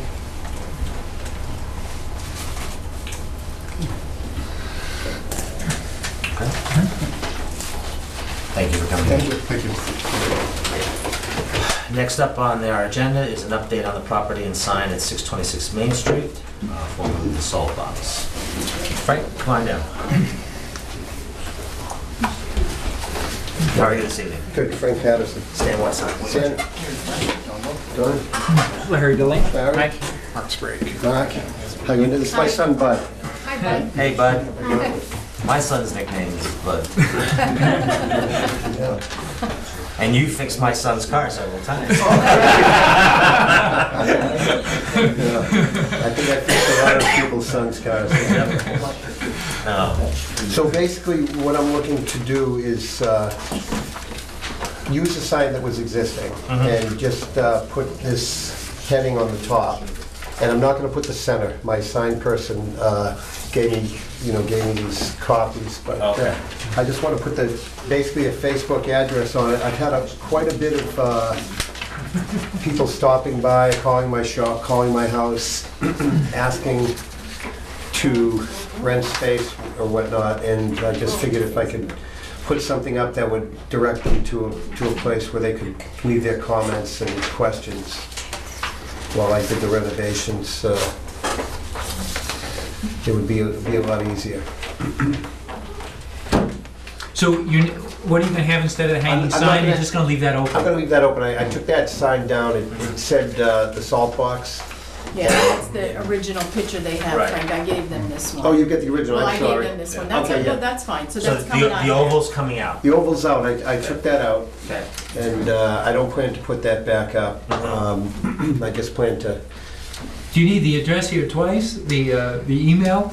No, you know what? The email actually is not on the sign yet, and that was, again, the sign company giving me different renderings. Yeah. So basically, the 626 Main ad is on the bottom of the sign. Yep. And I will not put You won't put the the- web address under Okay. it twice. I'll just leave it up top where the Facebook Okay. logo is. And that'll just give people direction to ask any questions. And so in some sense, this is temporary as you're developing the property, fixing it up. Yeah, I plan to leave it up. I plan to take probably a year to do the exterior of the building. And in that time, I'll leave that sign up. And then when I get close to, when I finish the site work or get close to finishing the site work, then I'll come up with plans for a new sign and obviously come back and propose whatever that is. Okay. Yeah, well, you've already done, in a very short period of time, seems like a lot more than the former owners did, so I think a lot of folks in town are glad to see that. You know, it's amazing, the compliments I get, really. And I just have some people pull in and they just look and I can see them talking to each other and reading it, it's like, wow, you know, there's a building behind those shrubs. Yeah, right. No, I think this is fine, and certainly this will work, and this is going to be. So it'll be the same. Yeah. It'll be the same kind of earth tone colors that are there now, or Yeah, same exact color, neon nothing, green or no. I just plan to actually turn the sign around to the back side of what was existing, and again, just to direct people that have questions. Yeah, well, no, I think it's good, and I think, as I said, a lot of folks are glad that you're, you have plans to Crazy enough improve to that attack property. it? Right. Yeah, you can right. say it. Everybody else does. And Town Hall will be able to get a cup of coffee over there? You know, at some point, that's my goal, one of my goals. Okay. do you need a motion to approve the sign? I move that we approve Mr. Patterson's request to install the sign as proposed at 626 Main Street. I'll second. Any discussion? All those in favor? Aye. Aye. Great. Okay. Do I need to put a permit number or anything on that sign? No? No, Great. a permit number? Do you No. need, Yeah, is there, You know, is there a, The sign was existing, the Yeah. structure of the sign. And yeah, I don't didn't know if Mike will want you to go through the sign permit process. I can check with them and see next Okay. week. He'll be here tomorrow night and he'll be here Saturday morning, so. It might just be good to ask them, but I mean, the thing Yeah, is, you're not I mean, it's, not putting anything new, you're just changing Yes. what's. right. Well, I plan When to you see come for Mike the new one, on then you Monday. would, That's and the that's building fine. inspector? Yes. Yeah, I plan to see him Monday so I can ask him. Okay, just yeah, ask good. him and I'll Cool. send him an email Okay. too. Yeah. Super. All right, I appreciate your time. Thank you. Nice meeting all. Good night now. Okay. Take it away. Done. Thank you, Mr. Chairman. I'll try to gallop through this. Give me a copy later. First, the standard update on Minuteman. Things continue to progress. We're going to have a regional agreement task force meeting next Tuesday at 4, where we'll be discussing, probably voting on the final product for the proposed regional agreement. I said proposed, I mean, we'll be voting on recommendations, and obviously there'll be meetings at some point in the various towns. The school committee still has to agree to this. This is our work product that we'll be providing out. It's still pretty much what I had talked about before, that being able to opt out of the district would require a 2/3 town meeting vote on the part of the town, but would not require approval of everyone else in the district as it currently does. Then there would basically be a 5-year step down. I mean, if a town had students in the school already, they would cycle through the school, but no more new students from the town would be admitted unless what's unclear is whether or not they would be treated then as out of district, and then there'd be a different charge and so forth. But effectively, you would no longer be a member. We would be liable for any, I shouldn't say we, because it's not like we're planning right now to opt out of the district, but any community would be liable for any fiduciary responsibilities already incurred for borrowing and so forth, but no new borrowing as of the time that the town has opted out. We still are running right now with the weighted voting at the school committee level based on enrollment. And that was we felt a reasonable trade-off. I mean, the school committee's role mainly is hiring and firing the superintendent, policy, and the budget. And as far as the budget goes, it still needs to be approved by 2/3 of the member towns, and that is not weighted. So what is weighted is the input to the budget, but still, the member towns have a 1-for-1 vote. I think those are the main changes there, and the other thing that we've talked about at the managers meeting that we held about 2 weeks ago, we had a further discussion about the various formulas for capital appropriation and so forth, and went through I think four different iterations of it, and we ended up, the vast majority of the managers felt that we should stick with the formula we've been working with for quite some time, which is 50% enrollment, 34% ability to pay, or EQV, and then 16% is a 1% fixed rate to each of the 16 communities, as far as 1% of whatever a capital project is. We felt that to buy in, if you will, to have a seat at the table, some fixed expense was reasonable.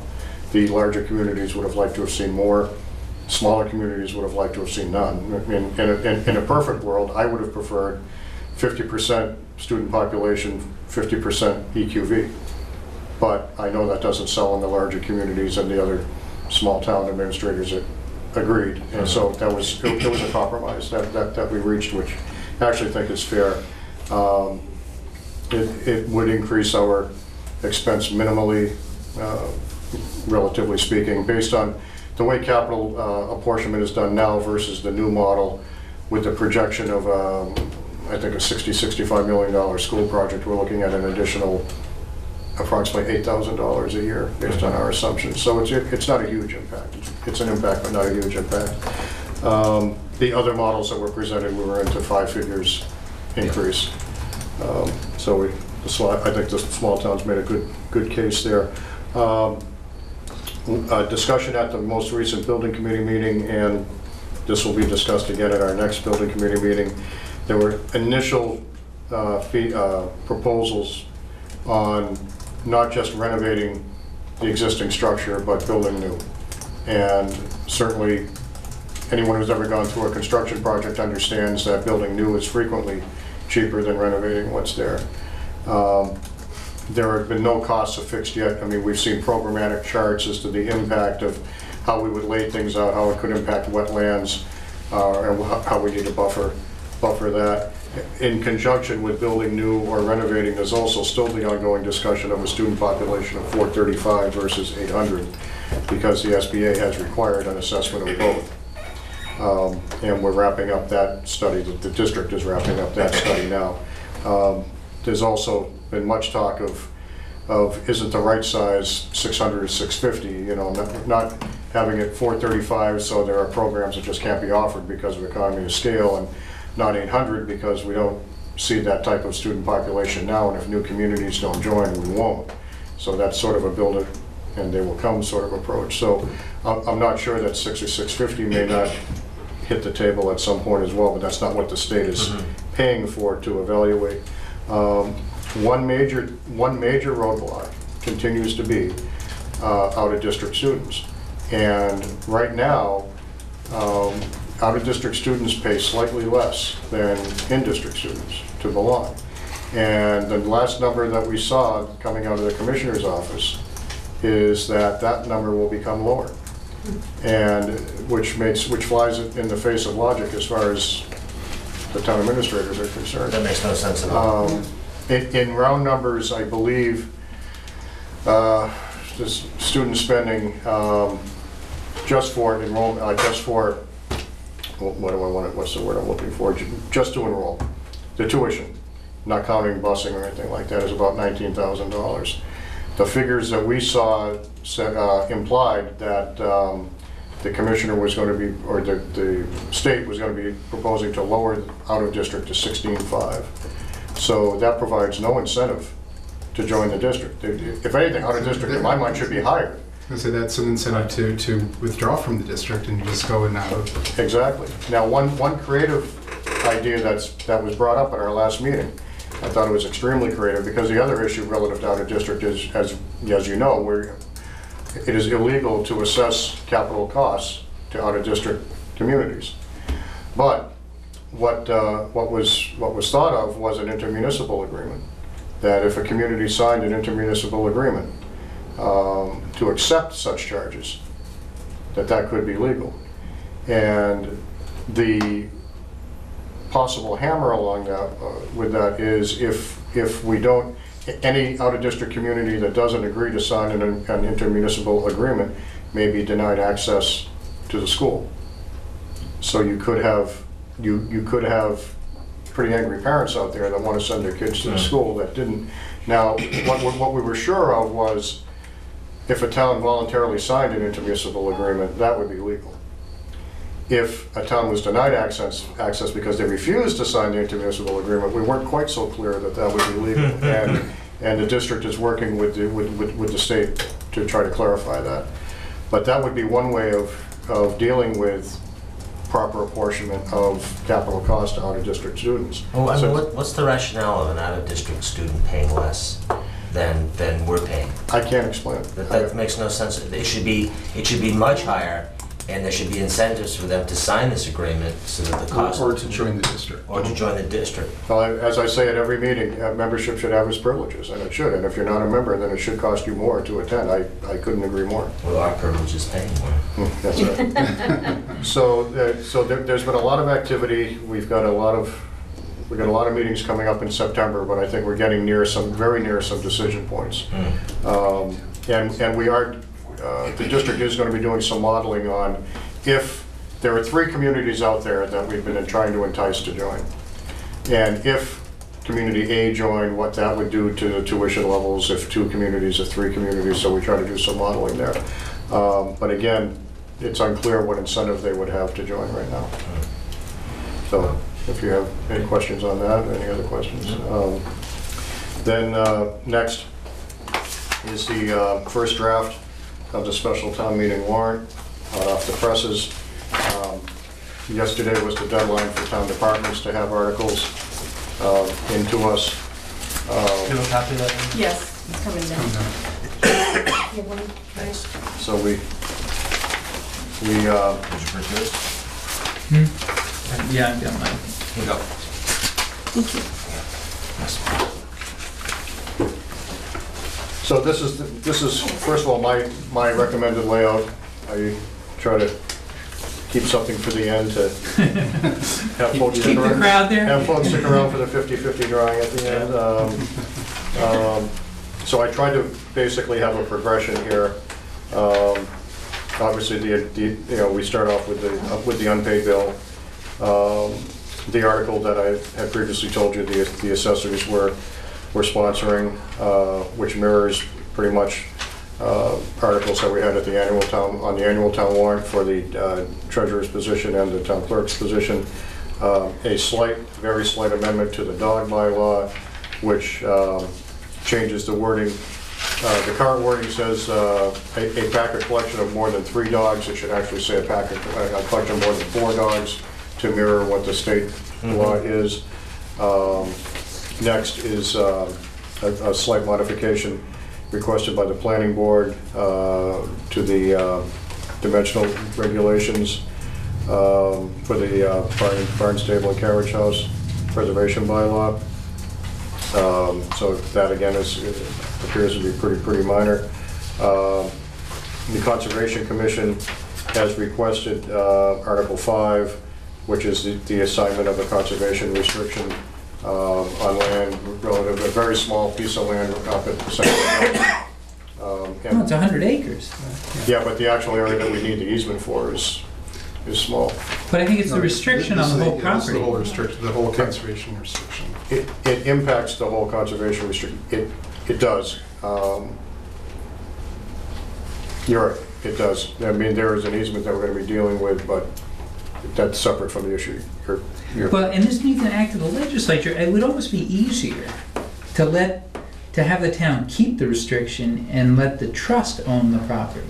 But I guess what they're proposing is have the restriction go to the trust instead of the town, and then the town will eventually own that 100 acres, which needs an act of the legislature because the town is giving up.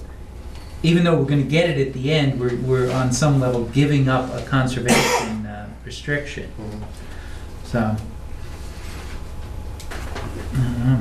Does the issue have to, if the trust cease to exist at some point, if they're holding the restrictions, that those could be easily transferred to somebody else, or as the land gets more complicated, or?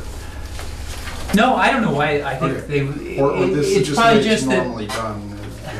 well, no, I mean, on some subdivisions in town, the Conservation Trust ended up owning the land, on some, the town ends up owning the land. But the twist on Century Mill is that this folks at the state wanted this conservation restriction on the 100 acres. Even though we said the whole 100 acres is going to be transferred to the town, they wanted this conservation restriction on top of it. And when that was done, that was given to the town. But if you own the restriction and the land, the restriction goes away. It's too complicated by half, I think. But It is very complicated. But this has been put forward at the request of the Conservation Commission. Article 6 is retroactive pay and benefits to complete our obligations on the recently signed dispatcher contract. As I said previously, we were able to utilize FY13 funds to meet our FY12 obligation, but we cannot use we could not use FY13 funds to meet our FY11 obligations. Therefore, we need to make an appropriation. Donna and Julie are wrapping up calculations on the number. I'll have the number soon, but I don't have the number yet. And then Article 7 is in anticipation of potentially settling a contract. So clearly I can't have dollars in there because we haven't settled the contract yet. And then the question that the board will need to consider is, if we have not finalized an MOA by September 19th, do we leave it on the warrant and potentially pass over at a town meeting if we still have not sorted things out, or do we pull it from the warrant as of September 19th if we have not sorted things out? And that's, something that we can discuss. And then finally, sort of like a road that hasn't been done, huh? Yeah. Yeah. I think this will be done faster. And Article 8, the reason for which we're all meeting on October 16th, I think it's the school committee is meeting next Tuesday to actually vote the budget, and I'm sure we'll be discussing it at Tri-Town next Wednesday. But that is, as we all know, the reason why we're having the special town meeting in the first place. And I have not, at this point, received any citizens petitions. We could get one or two, depending on events. And the deadline is September 17th for that. So, And the threshold on those is 200 people? 100. 100 registered voters. So there have to be 100 valid signatures. It's only 10 at regular town meeting, but 100 for a special. Okay. So unless the board has any questions for me, that's my report for this evening. Thank you very much, Mr. Lowe. Thank you. Okay, on to our business. We have a request from Bolton Access TV to release $16,500 in funds for the Bolton Access TV operations for September, October, and November 2001. Sure. April, how are you? Pretty good. How are you guys? Good. Yes, we, let me see, the town. Weren't you just here last week asking for? Yeah, you know, It's been around 3 months. Yeah.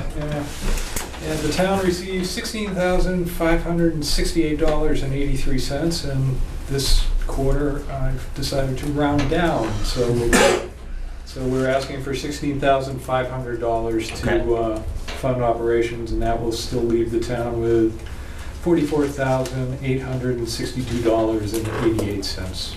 Okay. This is just the normal standard. The normal quarterly request. Yeah. Okay. So nothing unusual. Nothing unusual. I'm fine with it. Yep, I move that we release $16,500 in funds as requested by Bolton Access TV for the operations for September, October, and November. I'll second. Any questions? All those in favor? Aye. Aye. Okay. Thank you, gentlemen. Thank you.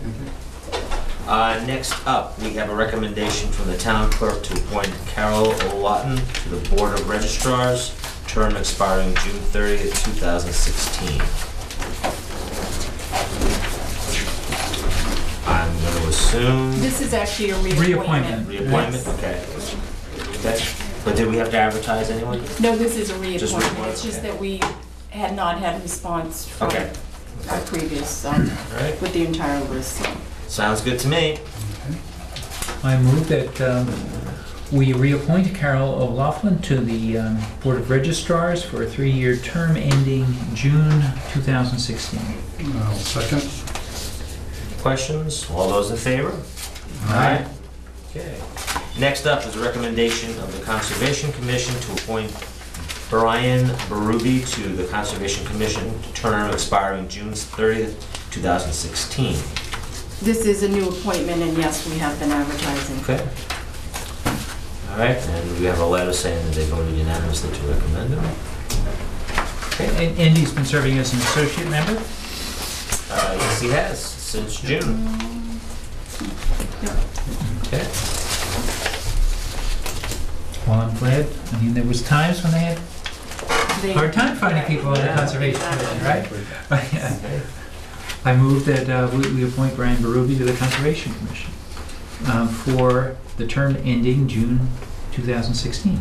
Second. Questions? All those in favor? Aye. Aye. Okay.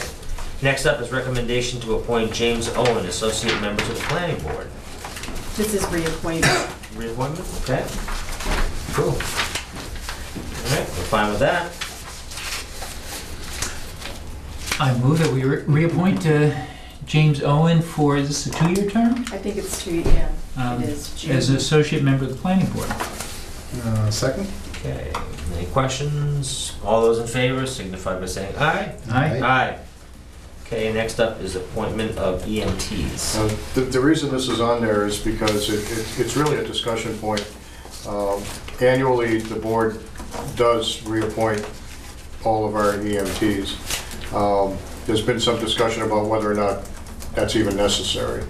That they are employees and, that they are employees and would not,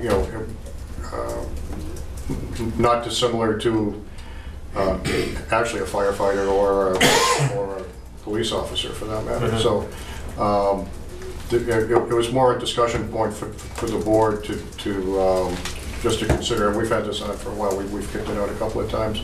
I'm not sure what the history is of why the town does the reappointment of the EMTs every year, or if it's something that you wish to continue as a procedural thing. It's just something that I wanted to bring up for discussion. We seem to have been doing it forever.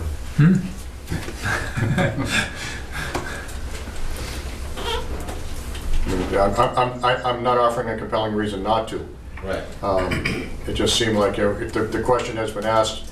Actually, Pam and Linda and I have discussed it, especially Pam and I quite a bit. Pam said, we do all these appointments every year, and it's quite a few people. Is it, and we need to get them sworn in again every year, and that type of thing. Is it something that, she asked me why is it that we continue to do that, and I, not knowing the history of it, I couldn't give her a reasonable answer. So I said at some point I would just raise it to the board. So we're just talking about EMTs, not other folks. Correct. Right, just the EMTs.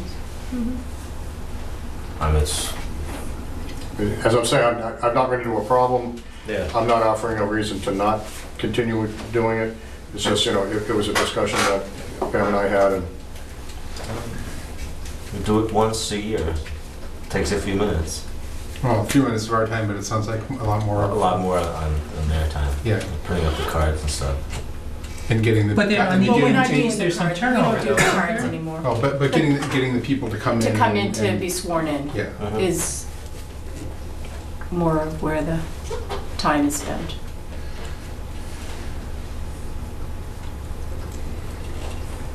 I mean, doesn't matter either way to me. I mean, if it's something that we don't necessarily have to do. I'm not aware of any legal requirement to do it. I've never found anything that says that legally we need to do that. I could, the next time I speak with town council, double check that with him. Yeah, why don't you just do that, and then, we can either just say yes or no next time. I didn't know if it's a procedural thing that Bolton has done for a long time, and it's just something that we've always done, or... Yeah. All right, so... Yeah. It smacks of some personal issues where somebody wanted to be able to keep people off of the, or something that... True.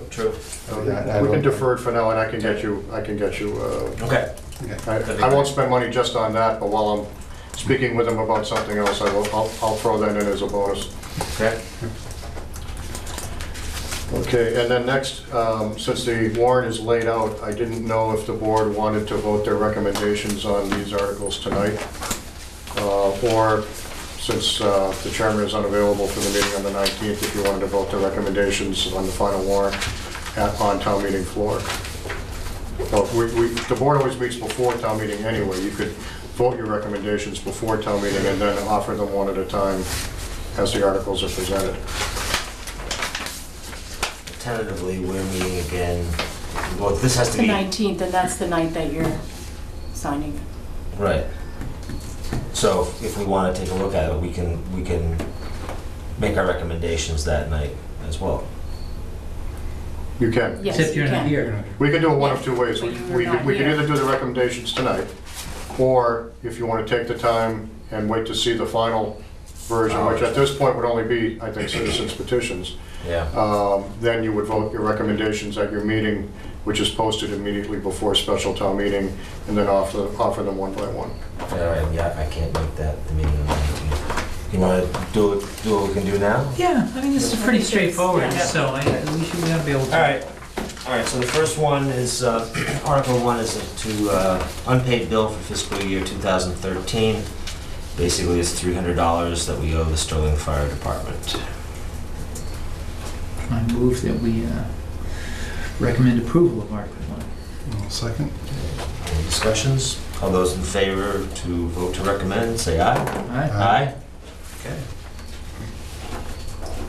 Okay. Article 2, compensation for assessor certification. It says to see if the town will vote to accept Massachusetts General Law, Chapter 59, Section 21A, which entitles the assistant assessor to receive additional compensation annually for achieving the designation of Massachusetts Accredited Assessor, MAA, or to do or act relating thereto. So basically, the assistant assessor, after 3 years of classes and training, passed the certification exam in 2003 and continues to complete all required triennial MAA recertifications, and is currently entitled to an annual compensation of $1,000. And this is just bringing the assessor in line with, The town clerk's The certification. clerk and the Yeah. treasurer, that's right. yeah. Okay. I move that we recommend approval of Article 2. Second. Any questions? All those in I favor? just have a Oh, question. yes. So this doesn't have to be approved every year? No. This is one time and then it'll be an annual, and they just have to show then their, Right. because we're going over this on Tuesday, so I just want to make sure I understand it. So they just have to prove every year that they've met the accreditation to you? Yes. Okay, thank you. So is this encumbering, is this going to affect the budget for this year then? Or? No, the assessors felt this is unbudgeted for, but they felt they could find $1,000 within their budget, rather than seeking an advisory transfer. Okay. I think there's a motion. There was. Seconded. Okay. Okay. All those in favor? Aye. Aye. Okay. Okay. Article 3, to amend the dog bylaws, and I believe the change is to change the definition of a pack or collection of more than 4 dogs as opposed to 3, which brings it into in compliance with the state's definition. Yes. Okay. I move that we approve, or that we recommend approval of Article 3. Second. All those in favor? Aye. Aye. Article 4, to amend the code of the town of Bolton, Article 3, zoning district regulations, section 250-13, dimensional regulations. They're basically going to add, under section 250-13, dimensional regulations, part C, 1 building per lot, and they're adding to the definition A, residential use, not more than a single dwelling shall be erected or moved on a lot unless allowed by special permit under the barn, stable, and carriage house preservation bylaw, section XX. And then under that other section B, other uses, not more than a single principal building, regardless of use, shall be erected or moved onto a lot. And what we're adding is unless allowed by special permit under the barn, stable, and carriage house preservation bylaw, section XX. Yeah, I just have to do Is that, that's just a placeholder? Yeah, That's so all it's it- just, you I gotta will look in figure our out We haven't the determined code. what the Yes. actual section number is. Okay. Yeah. Okay. Okay. I move that we recommend approval of Article 4 with the addition of the appropriate reference to the code of Bolton. Second. Okay, any questions? All those in favor signify by saying aye. Aye. Aye. Okay. Article 5, assignment of the conservation restriction. This has to do with open space land on the Century Mills subdivision. And I guess that the Conservation Commission has recommended that the restriction be assigned to the Bolton Conservation Trust.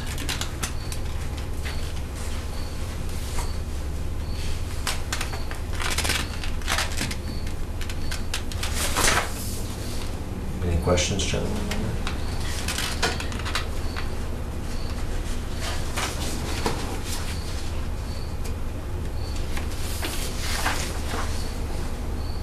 And yeah, well, I suppose if they want to do it this way, it does seem overly complicated because it's also directing us to go seek legislative approval.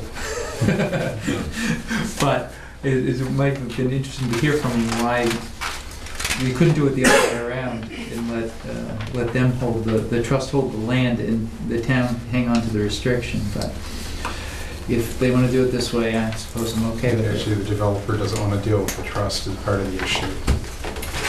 Really? Yeah. Some developers in town have found the trust easier to deal with than the commission.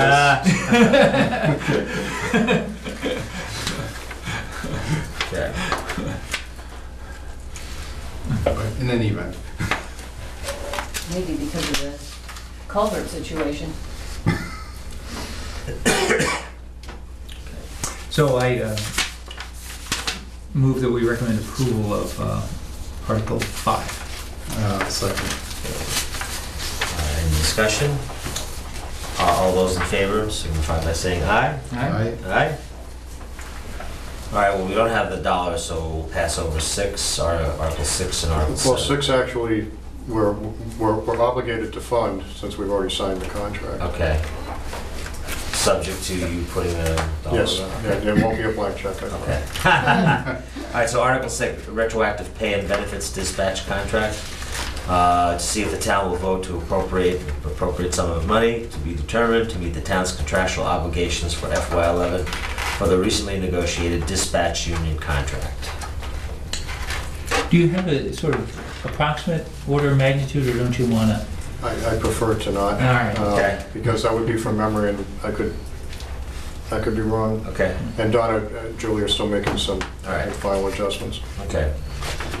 But just as a more curiosity than anything, so Article 1 requires 9/10 majority because it's paying an old bill, but this only requires a simple majority? That's correct. Because it's an unpaid bill, it's 9/10. This is not an unpaid bill, this is just, there's a contractual obligation which has not been met. Right. Okay. As far as an order of magnitude though, I will say, I'm pretty comfortable saying that we're in 4 figures. I mean, this is not a whopper. Okay. If you remember, and it bears repeating, FY11, the COLA was 0. So we're talking about increases in stipends and some, think there was some shift differential in there, that type of thing, but Mhm. there was no COLA.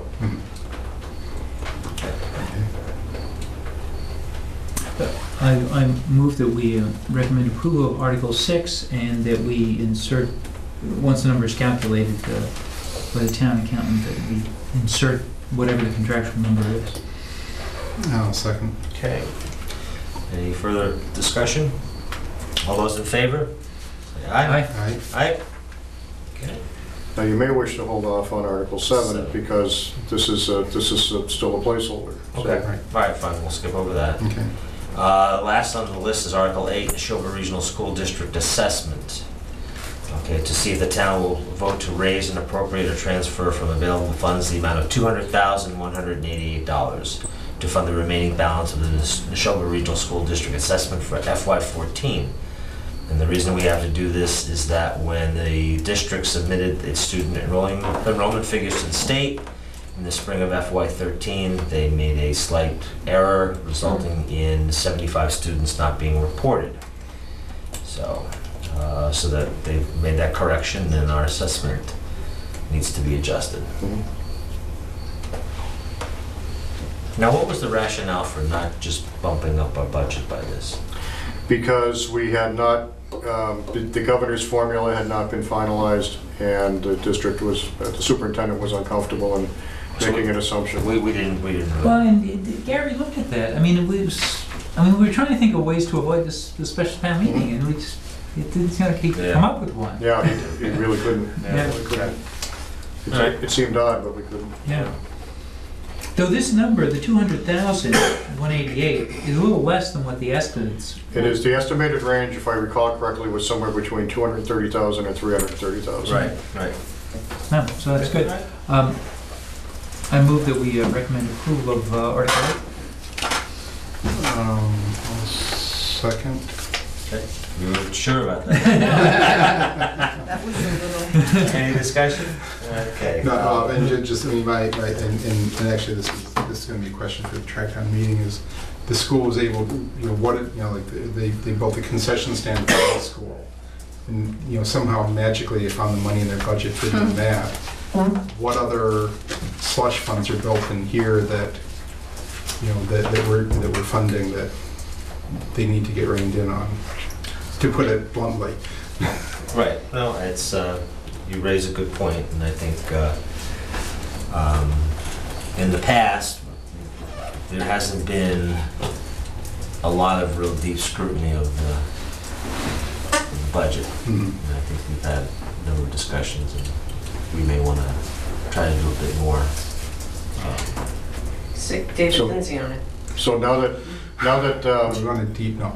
now that the special town meeting budget has been, special town meeting warrant has been set, with the potential exception of citizens petitions, and you have voted your recommendations, we will publish an updated warrant to you tomorrow, and we will also send it to advisory and the Okay. town moderator Okay. and the town clerk. Okay. Did we vote on this last year? Vote on it? No, On what? I don't think you voted on the assessment. No. No. Oh, No, yes. we moved it, You had your we discussion. had the discussion. Yeah. Okay, all those in favor signify by saying aye. Aye. Aye, okay, now we have. Thank you. Check. Okay. So, now we have a little calendar.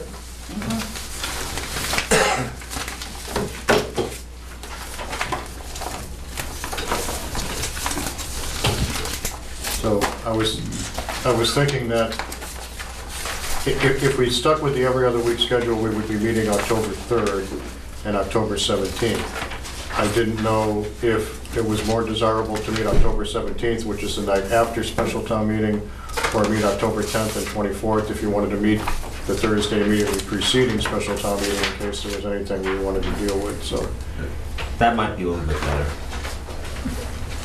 I mean, if we have to add another meeting somewhere in there, we can, either the 26th or the 3rd, we can. So you're saying the 10th and the 24th? Yeah.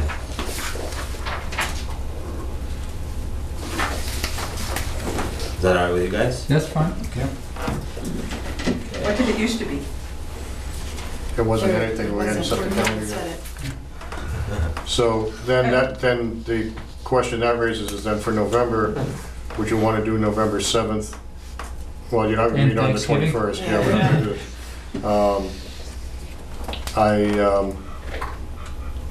Let's try the 14th then. You could do the 7th and the 28th, or the 14th and the 28th, or the 7th and have one meeting in November, I guess.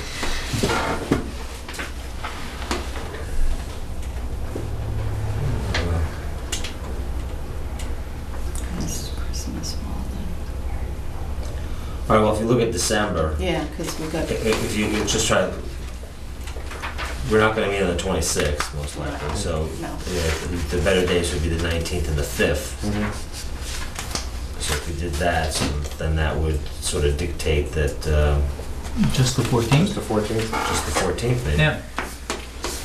And if we have to do something before or after, we can. We can call a meeting with 48 hours notice. Yeah.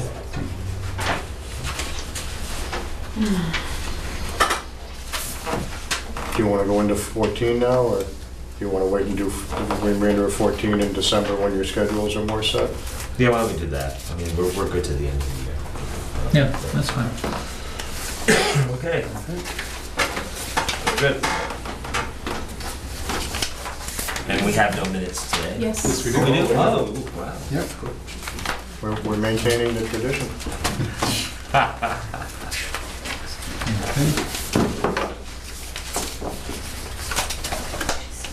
I- You wanna move it?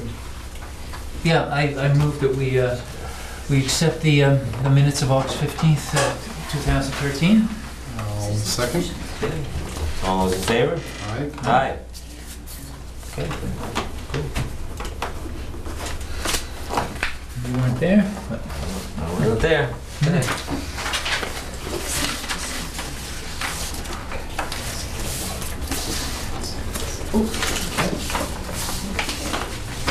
Any other selectmen business either you gentlemen would like to bring up? Larry? He's looking through his papers. Larry, yeah, no, I'm looking through my papers. You know, I thought I'd comment a little bit. I mean, Dave Lindsay, in a very, very long, very detailed email he sent to about 50 people in town, had this massive analysis of why our taxes are higher than Stowe's and how we can improve ourselves by being more like Stowe.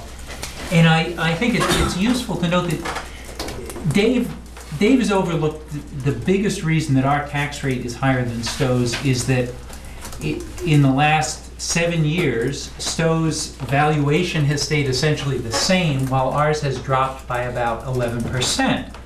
And if our valuation, and so it's sort of interesting, early in Dave's tenure on the advisory, our tax rate was actually lower than Stowe's. I think I have the numbers here. In 2006, when Dave started having, putting significant input into the town budget, our tax rate in Bolton was only $13.56 per thousand, and Stowe's was $14.04 per thousand. Since then, we've had this, as Dave points out in his big memo, Stowe is only at $18.37 per thousand, and we're up at $20.96. The difference, though, is Stowe's total assessment of their town has dropped only slightly, like 0.1% or 0.01%, while ours has dropped by 11%. And if our valuation was where it was in 2006, our taxes would be $18.74. And so that's one of the reasons we have a difference, that you can't assume that the assessment of all towns is equal. I think in our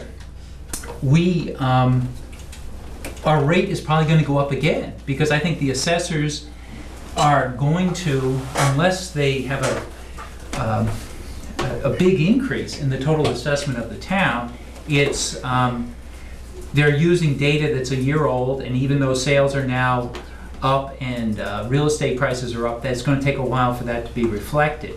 I used to hear Dave tell people that if you're living in town, the tax rate is not that significant, because if you're being taxed at a higher rate, your property is also worth, it's largely because your property is worth less, and that you should only, on average in town, if the budget's going up 2.5%, that's what tax bills should go up. It does make a big difference when folks are moving in from other towns, or you're considering like real estate in two towns. But when Dave's, it is a concern that we have the second highest residential rate in the Commonwealth, but it's a function of our dropping assessment. It's a function of the fact that we did incur two significant projects in the library and public safety building, but that only adds about $1 to the tax rate. And that, as Dave's analysis points out, we have many more school children in Bolton than they do in Stowe. That's a reason we're paying more. Probably half the difference per capita is because of our larger, we have 22% of our population are in the schools, as opposed to smaller amounts in Stowe and far smaller in Lancaster. I mean, Lancaster is essentially same number of kids in school as Bolton, and there are 8,000 people in Lancaster. His recipe, as he goes through the Stowe budget, he likes to say we spend too much on roads. If you look at it on a per capita basis, we have more miles of roads than Stowe, and so it makes sense that we're spending as much as Stowe is on roads. And in fact, we have a transfer station, Stowe doesn't. Dave complains that we spend more per capita on police than Stowe. Well, Stowe doesn't have 495 running through the middle of it, and they don't have the huge volume of traffic on 117. So I think that his, sort of on almost every item, his assumptions are wrong. And what's baffling is that he's sort of, now that he's out of office, he's dictating, like, here are all the cuts that can be made. And I think when he was in office, he realized it's very hard to do, and that on an individualized basis, advisory and the selectmen have, over the last 7 years, been making appropriate decisions. And the tax rate is not a function of the fact that belts haven't been tightened, because they have. It's, as I say, the assessment is by far the biggest driver there. So one of the problems when you send an email to 50 different people, and on a list that it starts, you get, it's like feeding the trolls, as they say on the on websites, that you've got to sort of have to, people feel like they have to respond to this, and then it goes around. But I can see Dave is sort of setting up his 5-part series in the Common, and I prefer not to have to respond to that. But when at the end of the day, he seems to be suggesting we ought to vote down the budget or this the assessment from the schools, and I think that. Did he say that specifically? I don't think so. He was implying that, absolutely. Okay. He was implying that we ought to think about it, and that given the other two towns, their assessments are going down, they're going to approve it, we're going to have to pay this money anyway, and that if you vote it down... Symbolic. Well, we're going to need another town meeting to figure out, even if we vote it down. May I, in the summary from Mr. Lindsay's multi-page treatise, prior to the upcoming special town meeting, the advisory committee and selectmen should review the Neshoba budget carefully. Perhaps one or both of these bodies may conclude that the town should reject the school's budget. Sounds to me like they're voting it down. Oh, yeah. Yeah, it's a special town. I'm sorry, I guess I read that. Okay, that's right. I haven't read the memo. You were skimming at that point, so. Yeah, maybe, but also I thought of more of a he's talking about the whole budget, so I was thinking of this being a 2014 issue, 2015 issue, but he did say special town meeting, I'm sorry. To further elaborate, I think you'll make some points. He also indicates the third largest contributor to a higher tax rate is public works. Well, Mr. Lindsay did not calculate correctly the various line items that comprise our DPW budget and Stowe's. And we actually got some information from the DPW director this morning who had, upon confirmation with the Stowe DPW director, sort of straightened out the differences between our DPW budget line items and theirs. And actually, as a matter of fact, when you normalize it the way it should be, we're actually spending less than Stowe. And to Larry's point, we have a $126,000 expense for a transfer station, which Stowe has no transfer station. The residents have to contract, pay for cars privately. So. Our DPW budget includes building maintenance. I'm not quite sure where Stowe may distribute that out among the different buildings, or it was unclear where they captured that information.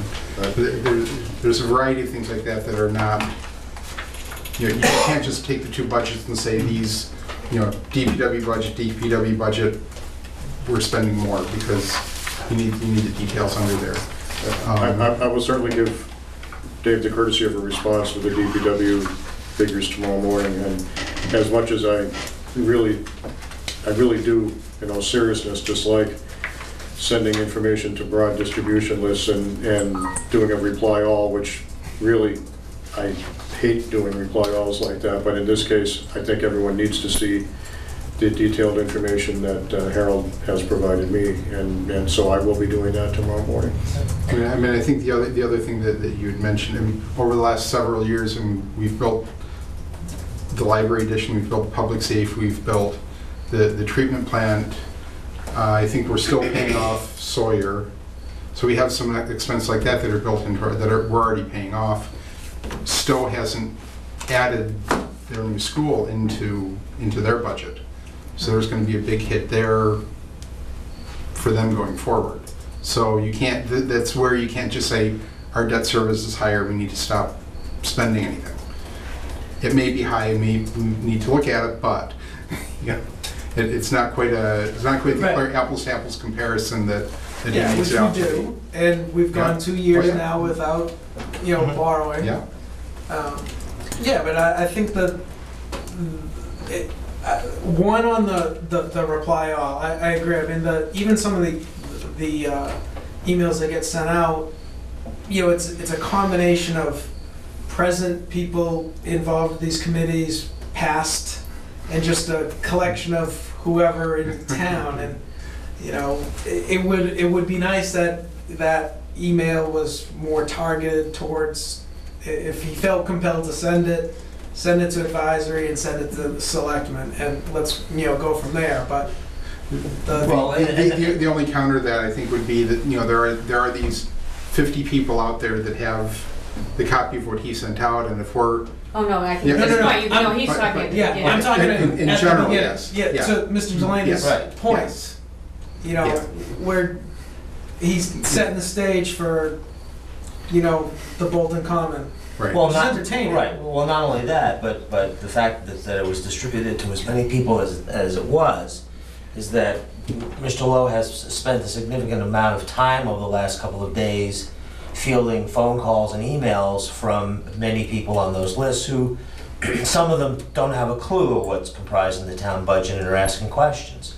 Yeah. So this has generated a major bit of distraction for our town administrator, and quite frankly, we're not paying him to be dealing with this sort of stuff. And I agree to your point that multi-page document, whatever you want to call it, should have been distributed to a slightly narrower group of people who have more direct knowledge and control over the budget and could have a more meaningful discussion, because you've got people chiming in who, no fault of their own, who just don't have a clue.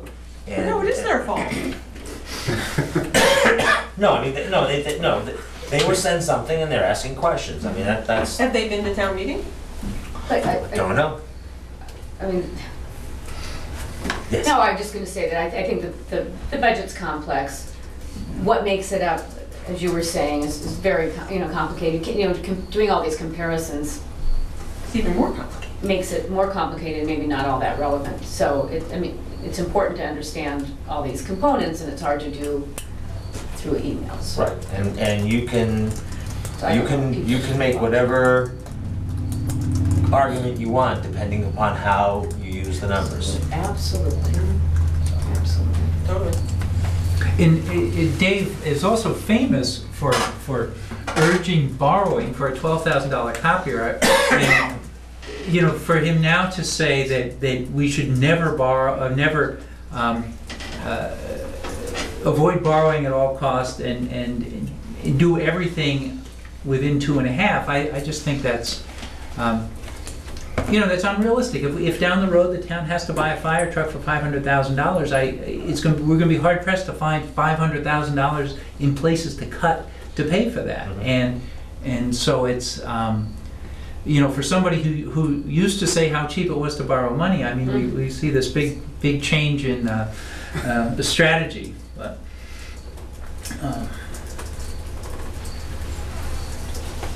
so I hope we don't have to respond to the 5-part series, but we'll see. We know the comment, they'll print anything.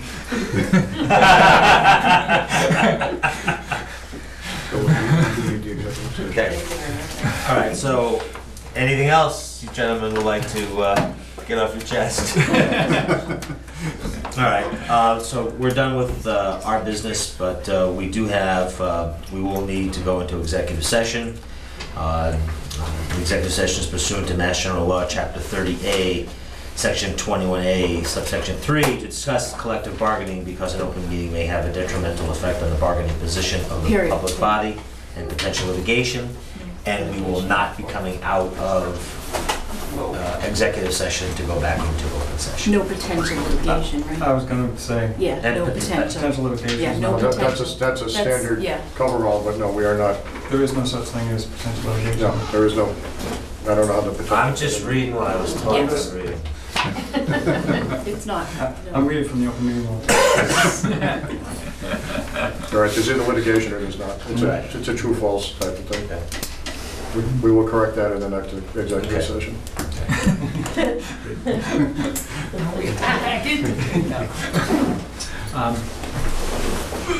So moved. Seconded? All those in favor, say aye. Aye. Roll call? Yes? Aye. Yes, Aye. me. You can shut us down now, thank you.